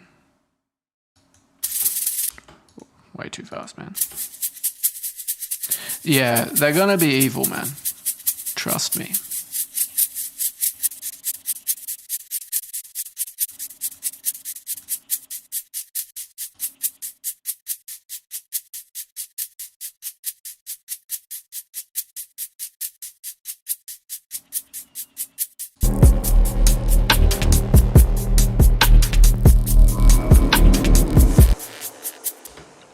Yo, Mark. Thanks, dude. Fuck. Thank you very much for that, dude. I really appreciate that. What do you think I should have to eat? What do you think, man? Cheers, bro. I really appreciate that.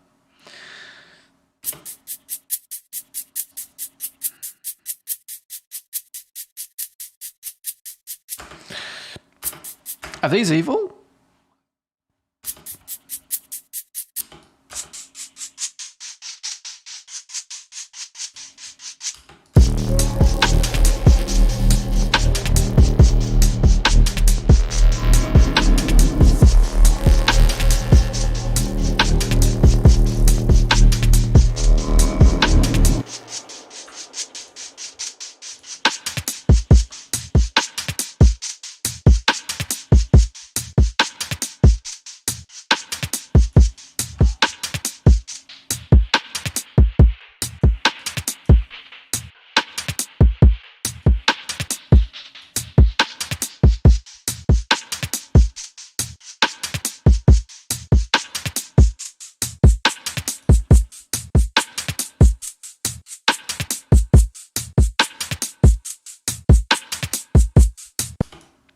Yo, you know what we need? We need that fucking compressor on that shit.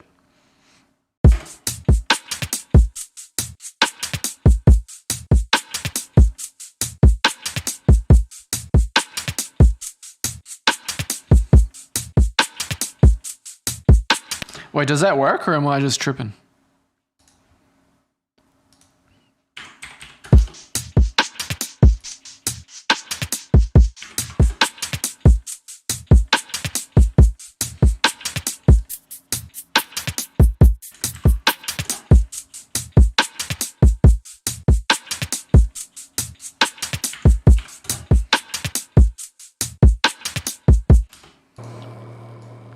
Oi, Emmy. This sounds way different now. Listen to this.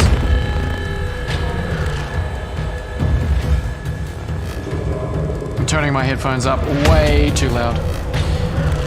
Mark, I'm in the same house, but I'm in my girlfriend's studio. Oh, Jesus Christ. This is going to make my ears bleed. Maybe it's too loud.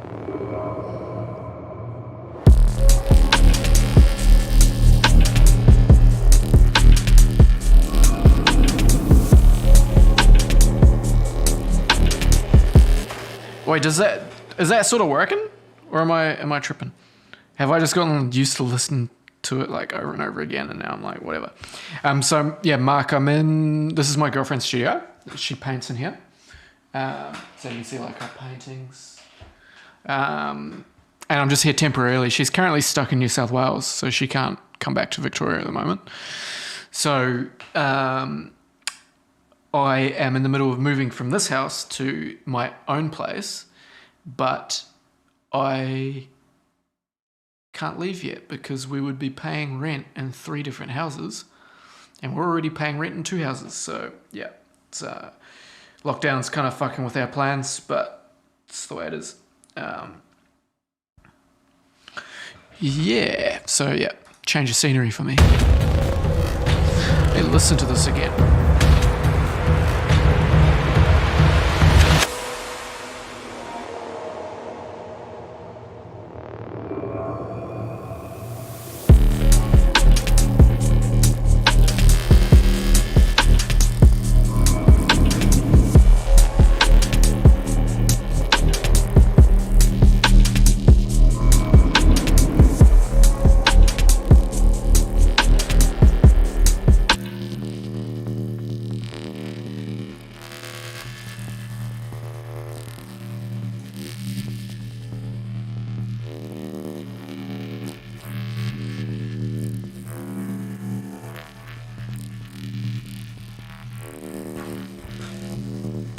Yo, so I still need these fucking like whip whoop whoop. Those types of fucking sick basses, dude. I just don't know how to make them. Like, I'm getting close to them with this. This is super close, right?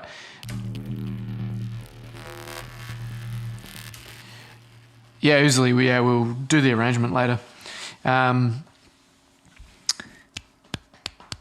am I saying? I'm saying that we're getting so close. Like, if I turn that off.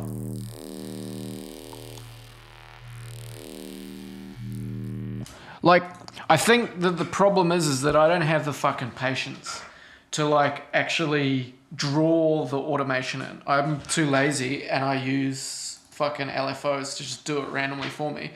So it doesn't get the kind of movement happening that needs to occur in order for it to satisfy the sound that I'm looking for. Was that articulate or did that fucking sound like drivel? Did that make any sense? I've had a bit of caffeine and it either makes me like super legible or not legible at all.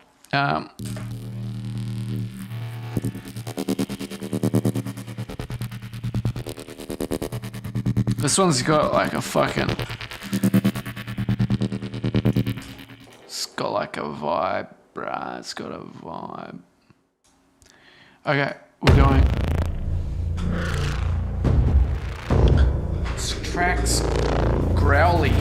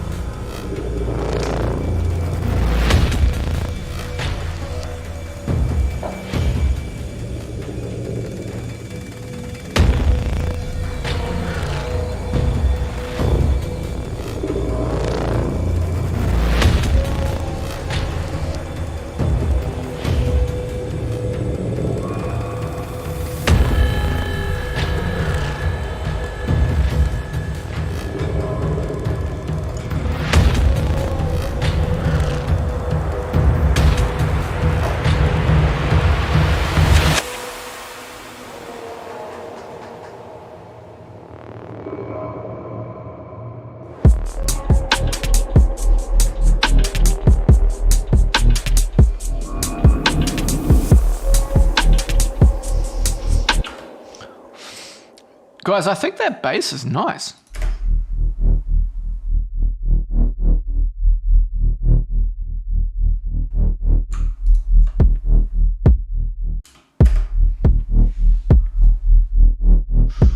We need that.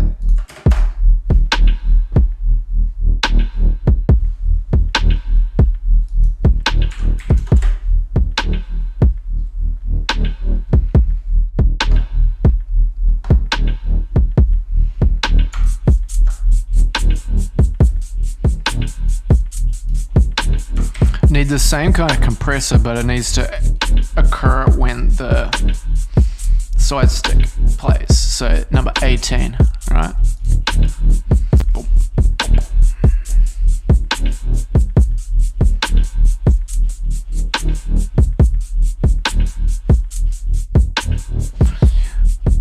Wait, Oozly, how are those fucking shakers butt?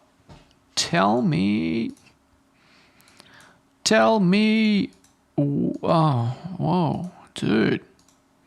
Chill the fuck out.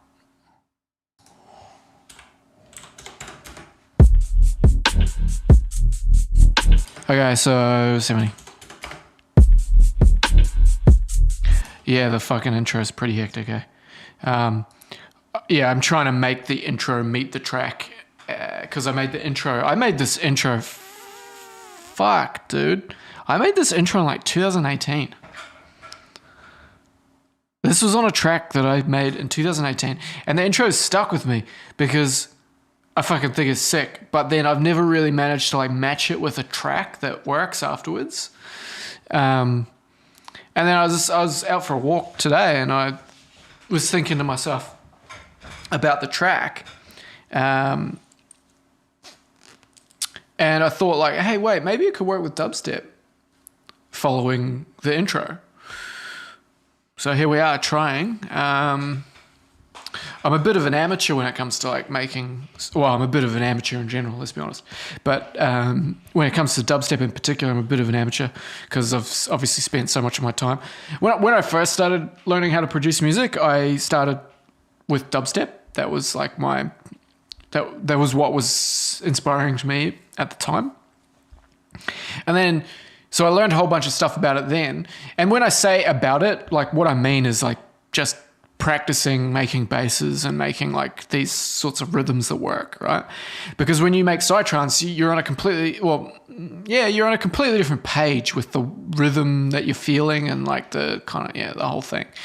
So, I feel like I'm not very well practiced with this style. So yeah, this is kind of what I've come up with so far. Collection of like samples and my own sound design and fucking other people's sound design. Like my sub bass, for example, but then just a random kick sample, all samples here. Yeah.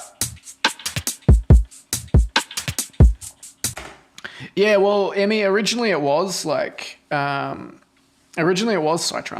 but I constantly found it like too like hectic for psytrance.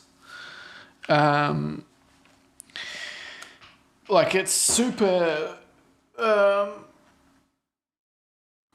I don't listen to much psytrance that's actually dark. Like there's so many people that say like, oh, dark music and blah, blah, blah, right? And they're referring to psytrance, but it's not dark. Like dark to me is like, is like this sort of vibe. Like it's really like kind of like everything's very eerie and like kind of like tormented, right? There's not much psytrance that's like tormented. It's just like insanity. It's not dark.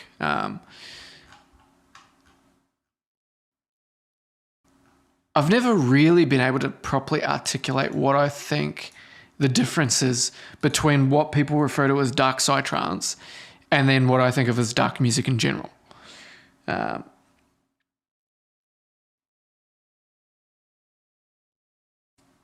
Yeah, I mean, I could make this track separate from the intro, right? Because the atmosphere here is nice.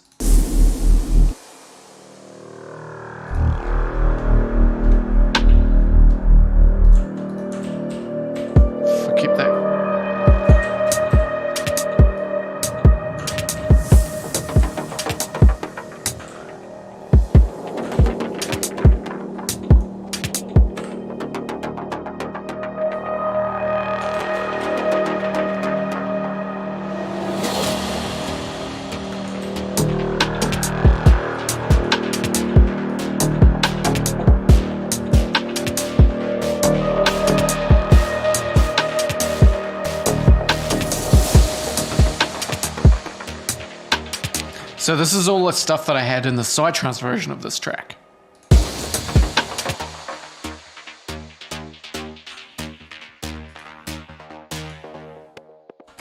Because there is a Psytrance version of this track. Some of you may have heard it. And Emmy, I would have thought that you would have heard it, actually. Oh, yeah.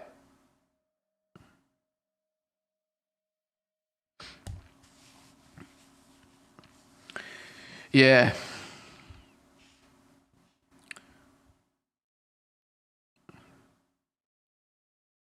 Yeah, we'll keep... hang on, I'm just going to email here that I should read.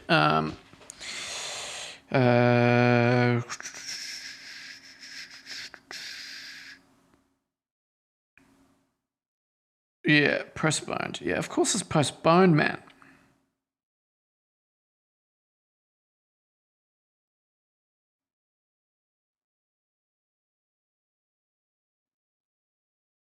Oh, good, bro.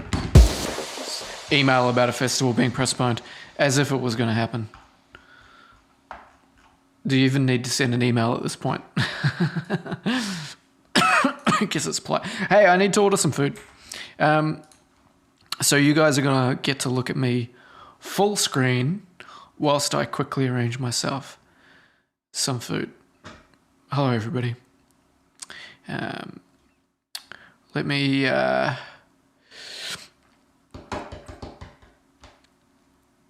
It's kind of nice being in like a more light coloured room, but I don't know what I'm going to do at my next place. I applied for a property today.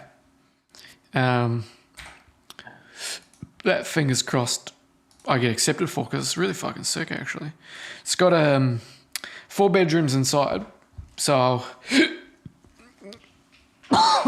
Jesus Christ. So I'll have to set it up.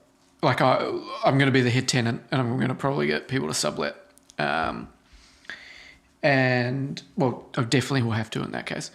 But outside there is like sort of like a bungalow. So another sort of building detached from the main house, and it's got a fucking massive room in there. Which is 3.7 meters by 5 meters, which are perfect dimensions for a studio. So the studio, if I get that property, is going to be like, outside of the actual house itself, in its own sort of dedicated space. And I'll have even more room than I've ever had for my studio. And it's currently colored the same way. But the walls are a bit like, it's like an outdoor, like it used to be a workshop, so it's not very like tidy out there. I'll have to tidy it up. But maybe I could go for like, because I want to actually put an effort into like the backdrop, like what you guys see in the back of the videos and the stream, because it could be cool. And I'm going to be live streaming video games as well. Like Age of Empires 4 is coming out in like 2 months or a month. And I actually plan on streaming that, not on the Collective Intelligence channel though. I'll start like a different channel and I'll just do it on Twitch. But yeah. Yo, Glebich, what up, motherfucker? Yo, Wild Horse. Yeah, I actually got to play Age of Empires 4 in the beta.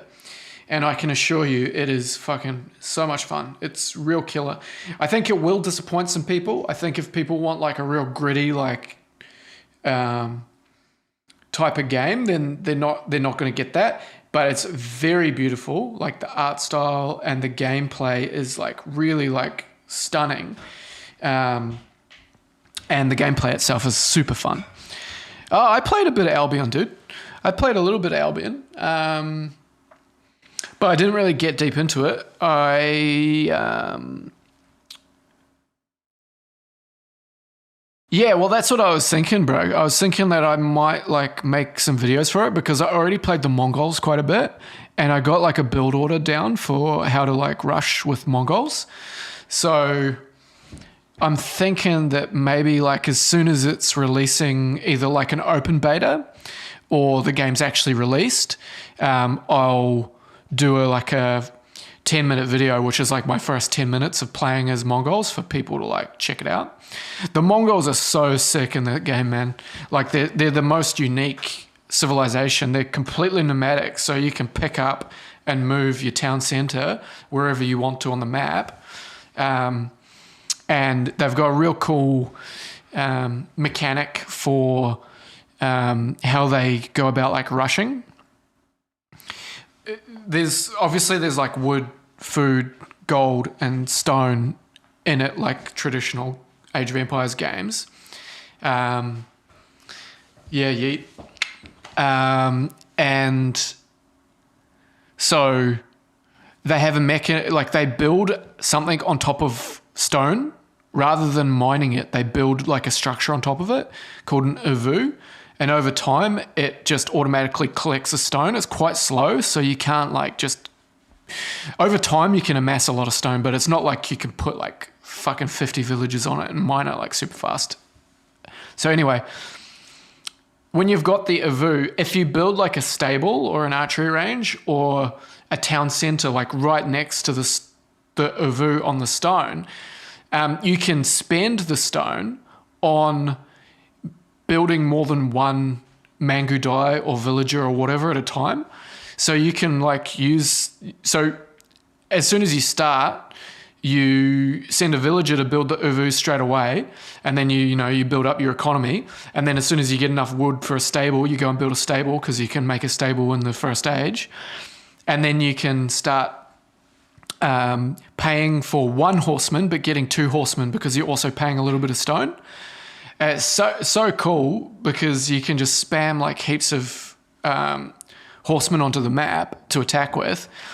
But Mongols can't build walls, so they or castles, so they can't actually set up defenses. So you kind of have to use your stone offensively to make lots of units to attack with, or you could make like double the amount of villages or whatever if you wanted. So yeah, it's like really cool strategy, and it sounds like super strong, but it's quite well balanced. Like if you're playing as like the English or whatever, you can fight it off. It can cause like quite a lot of damage if you're good, of course. But yeah, there's ways you can fight it off. So yeah, anyway, I still haven't ordered food, and I'm just going to run to the bathroom. I'll come back. In the meantime, I don't know, what do you want to listen to? This track's like really not a track, I would say.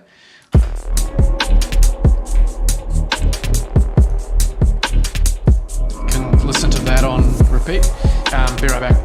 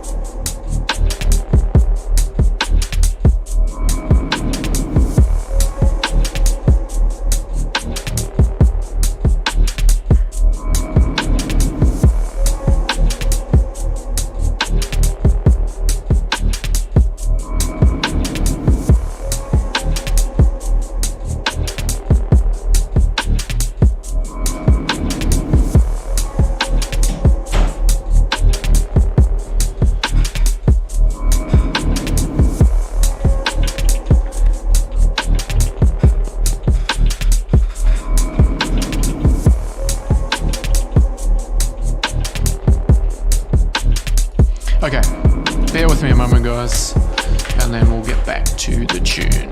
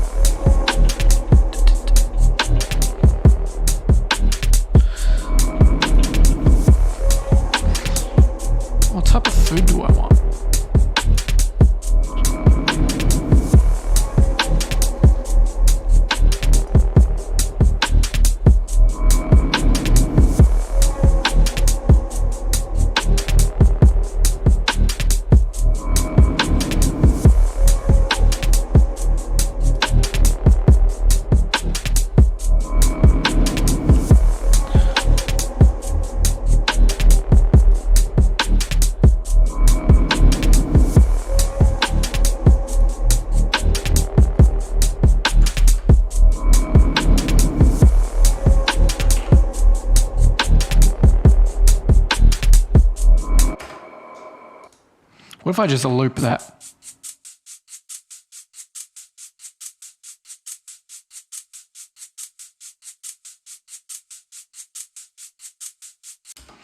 Oh yeah, cool, bro.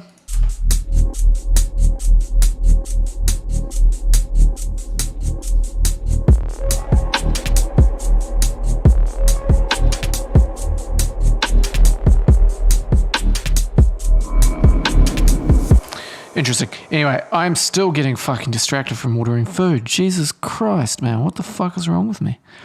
Just fucking losing it. Sort by quality score.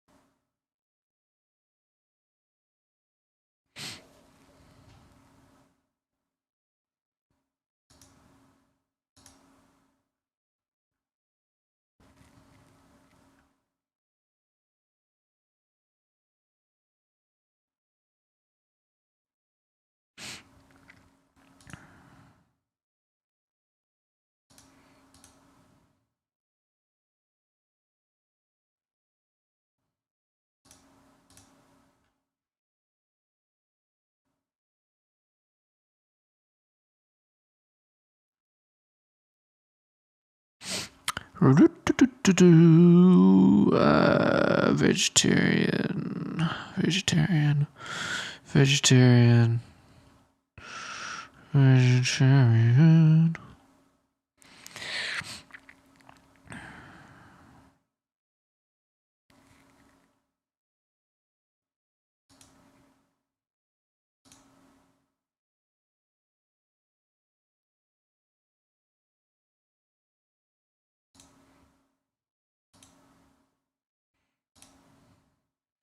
All right, let's do it. 385. Okay, it's done. The good thing about being in this room is I can look straight out the window right here and I can see the fucking delivery person winning. Okay, guys. So,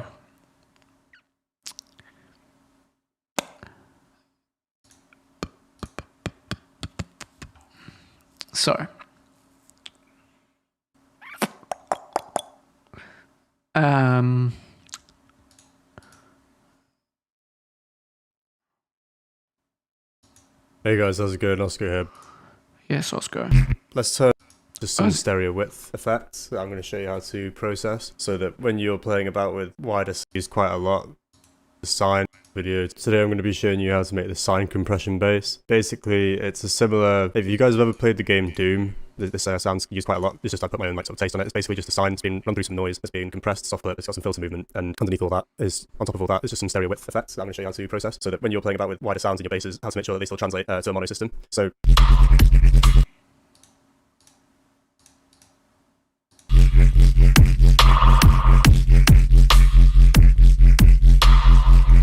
basically that's the sound. I'm going to go through all the processes to do it. It's quite... Hello, this is Bunting, and Operator is freaking insane. Let me prove it to you.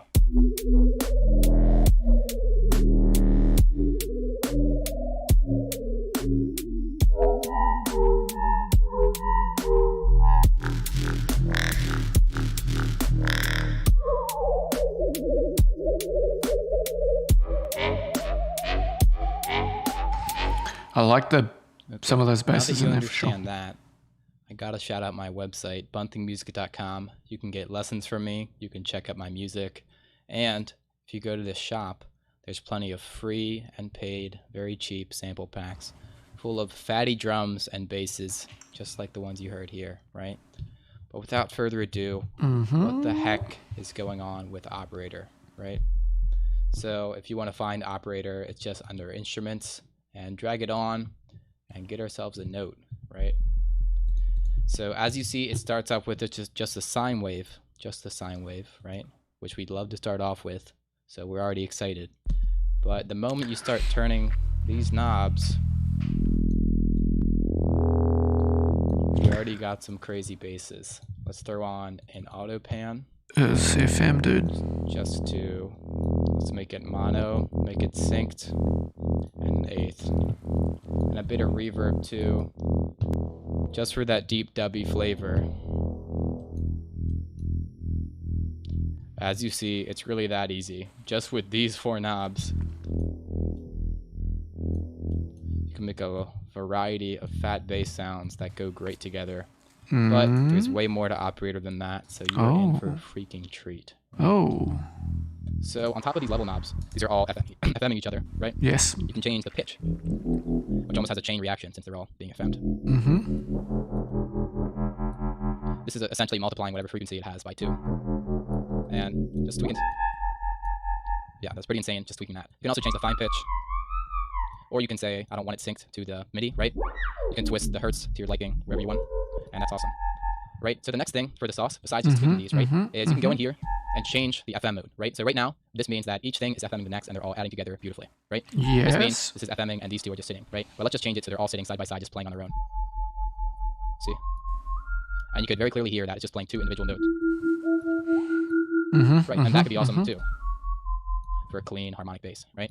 So that's cool if you want some different results. But another thing you can do, right, you can draw in harmonics yourself, right? So just click that oscillator key and you're already set.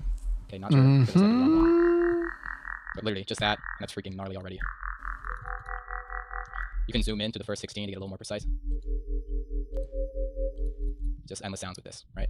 And that's freaking insane, as you can tell. Now the next thing you might want to mess with to get some fat sounds is this filter, right? So obviously a filter has this frequency. You can make it wobble, you can draw it in, have a bit of resonance.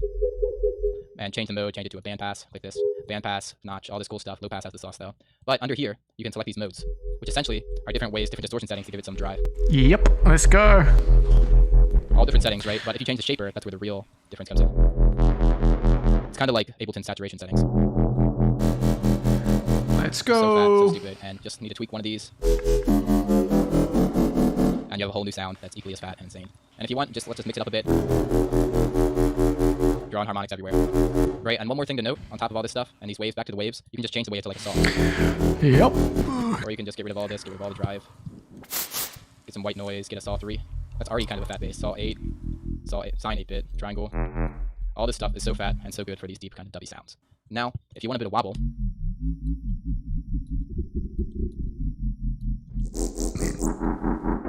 you can introduce this LFO, right? By default, the LFO is modulating all these pitches, right? You can click them, turn the modulation on or off. So it's just A, just B, and so. Okay, I'm done. One more time. And this is really the whole process here is just using a little bit of distortion, multiband dynamics, notching, and then the last thing we're going to do is some additive filtering with an overdrive. If you're familiar with tutorials I've done in the past or just any of the basses I've made, I used to really go for this plugin by FabFilter called Saturn. And Saturn basically is a multi-band distortion unit, and what you could do is you could add like a band of distortion and then automate it around. The reason I've moved towards overdrive, which is what we're going to use, is because even though Saturn's great and you can get really good sounds out of it and you get a lot of options with the distortion, the band, since the spectrum is non-linear on Saturn, when you can see this with anything like with EQs, like for instance if we were to map these two EQ bands to a macro, so I'll do that really quick. So the frequency of this and frequency of this to macro. And then even if we try to offset them so that they move in a band together, so if we move the minimum of this one up, you'll see as we move across the spectrum, they actually get closer to each other. So that width can never be consistent, and it's the same in Saturn. Even though it doesn't visualize it, this band is actually changing shape as it moves around, which isn't a huge deal, but I really like the idea of with overdrive, you just have complete control over everything that's happening, and you can see very specifically what the band is doing. And then also you can tune all these settings pretty well. So it's just a little bit more straightforward, and so I prefer it for that reason. Anyways, moving on. Turn off the overdrive for now, compress it again, see what we get. You can see we have a lot of dynamics in the sound. Just look at the waveform, you can see we're starting to get like all these weird little artifacts from the compression, which is always interesting. We'll just go ahead and sound again, so let's see what we get. So first thing we're going to need is more auto filter, so I'm going to notch it again, just to really clean out like the muddy parts of it and start really focusing on the vocal qualities of the bass.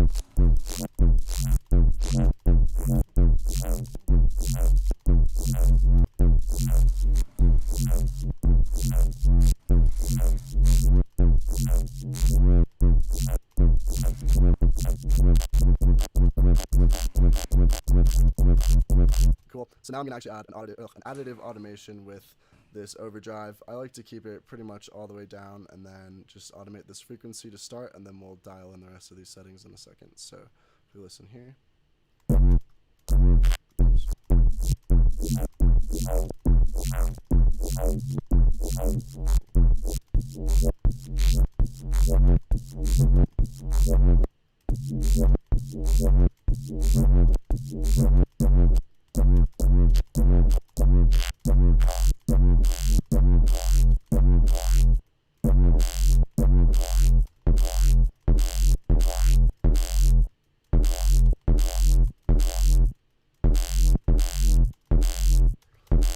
So yeah, this is pretty much the whole thing. We can go ahead and do this one more time just to show you guys how you can keep pulling the sound out of it and get it more and more refined the more you repeat this process. But we'll flatten it again. We're starting to really slam it. We're starting to get some really interesting waveforms here. But not a pure square wave at all. We're getting all these weird little things going on. But it's more squared off at the top, and you can see like over here it's basically like a pure square wave at points. But if you started from a square wave, you wouldn't get all these interesting little rounded bits here. So yeah, anyways, moving on. That's the reason I like to start from a sine wave. But going back to the compression, slam it. It's a little much. You can hear, especially here, we have just a lot of like muddy low buildup. So I'm going to go in with another notch filter and really just pay attention to that low area when we get over there. But first, let's just try some stuff over here.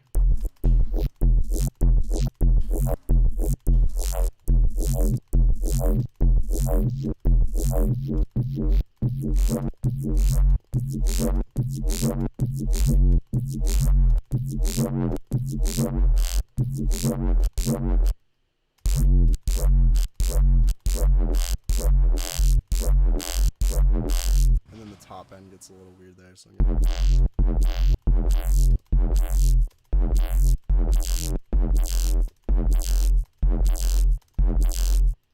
I'm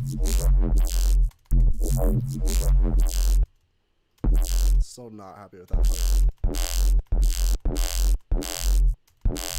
But whatever. Let's go ahead and add another overdrive.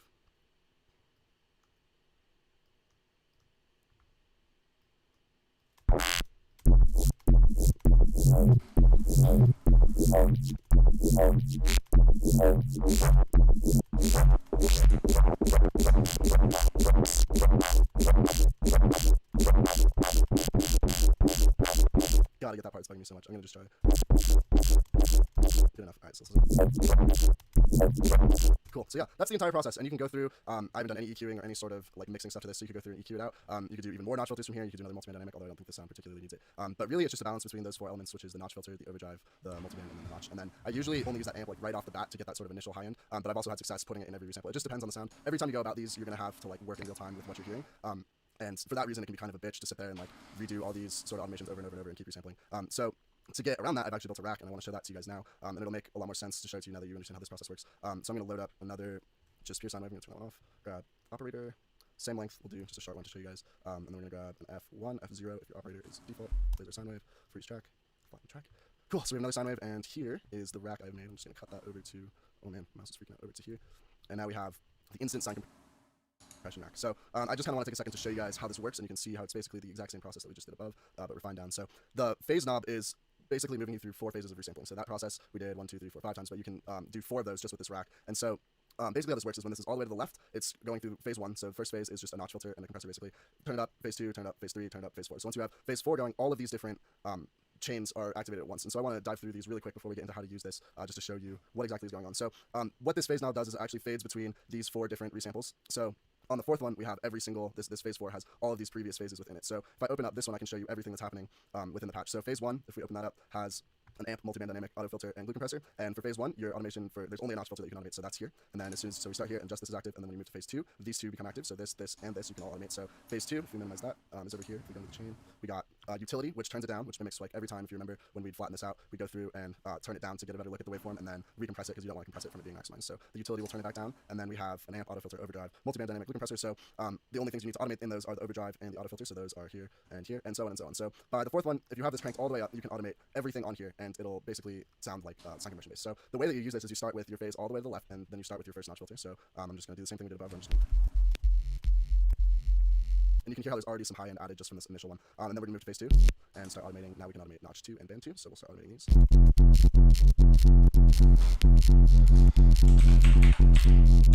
And then band 2 over here.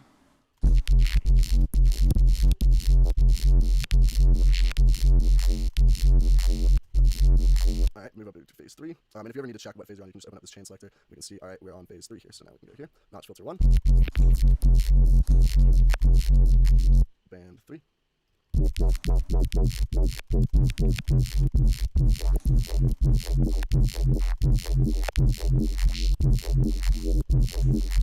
All right, and then...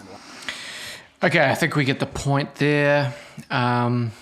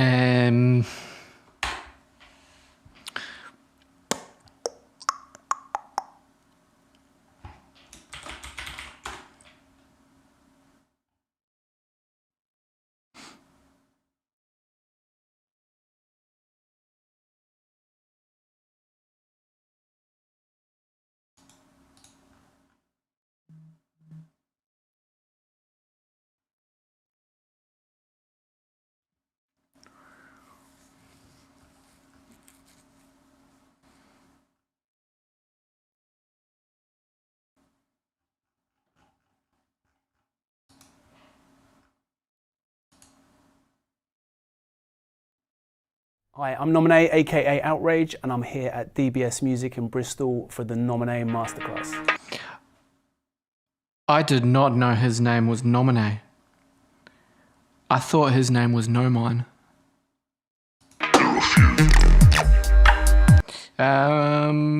What are you looking for in particular? Nominee has a school teaching bass technique, bass music production, and I'm just wondering whether he actually has anything on YouTube. Mid-range dubstep basses.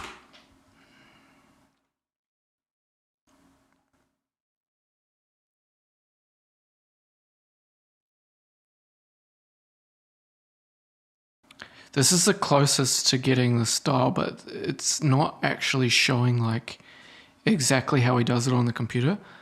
And it's quite specific with how he uses native instruments. What about distance?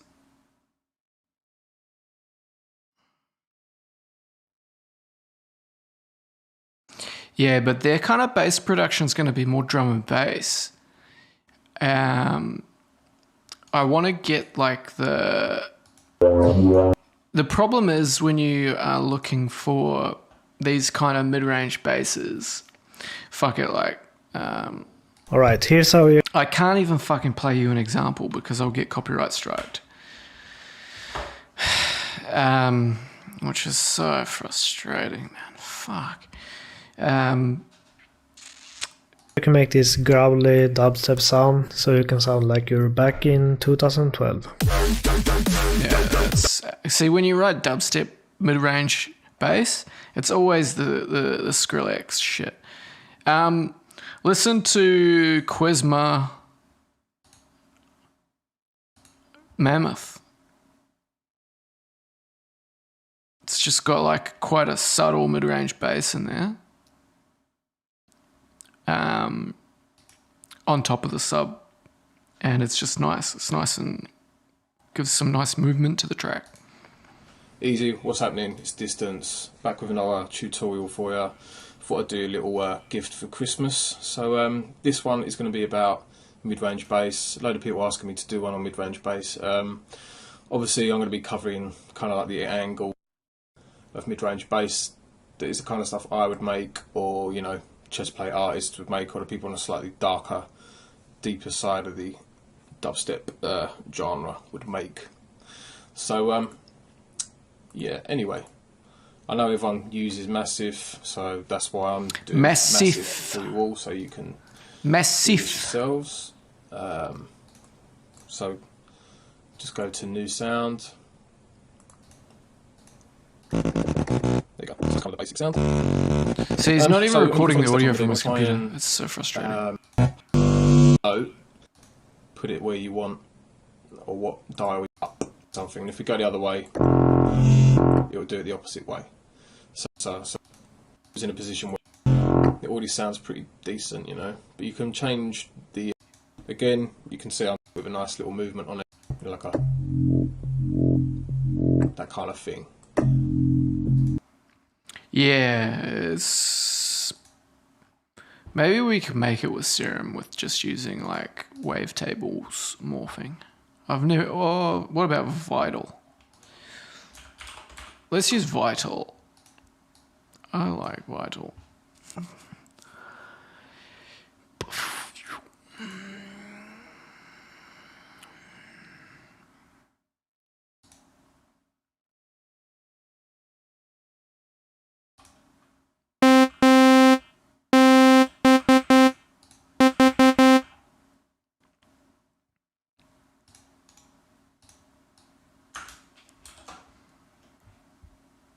Vital's the goods, bro.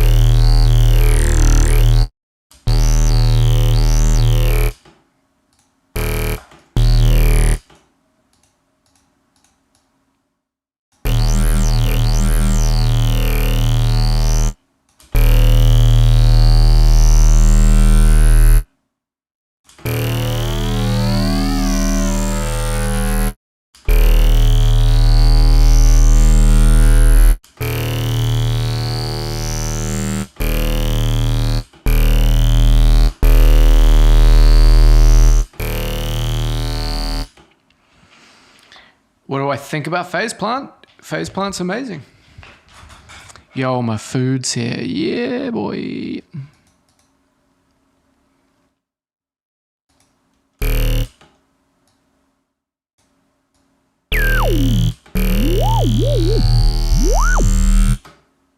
I thought it was. Give me a sec.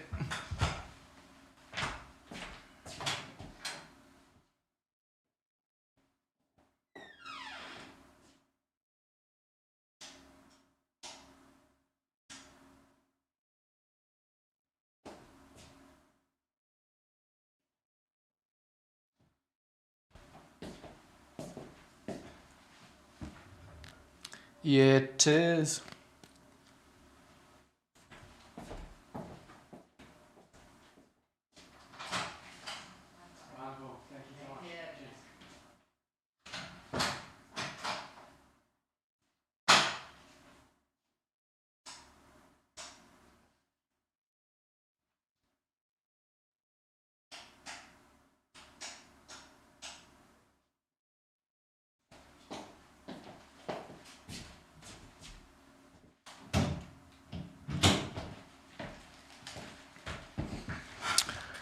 Yo, okay guys, I actually might turn the stream off while I eat. I might come back and keep working. But yeah, it's probably better if I just save that as...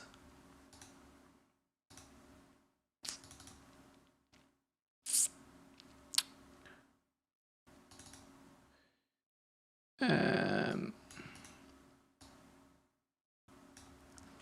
140.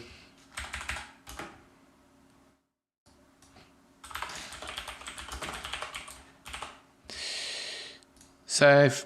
Yeah, I'm going to turn the stream off. Thanks again, Mark. Cheers, man. I really appreciate that. Thanks for coming and watching, chilling.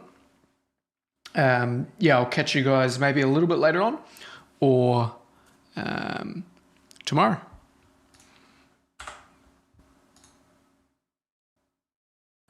What do we press? That one. See you guys.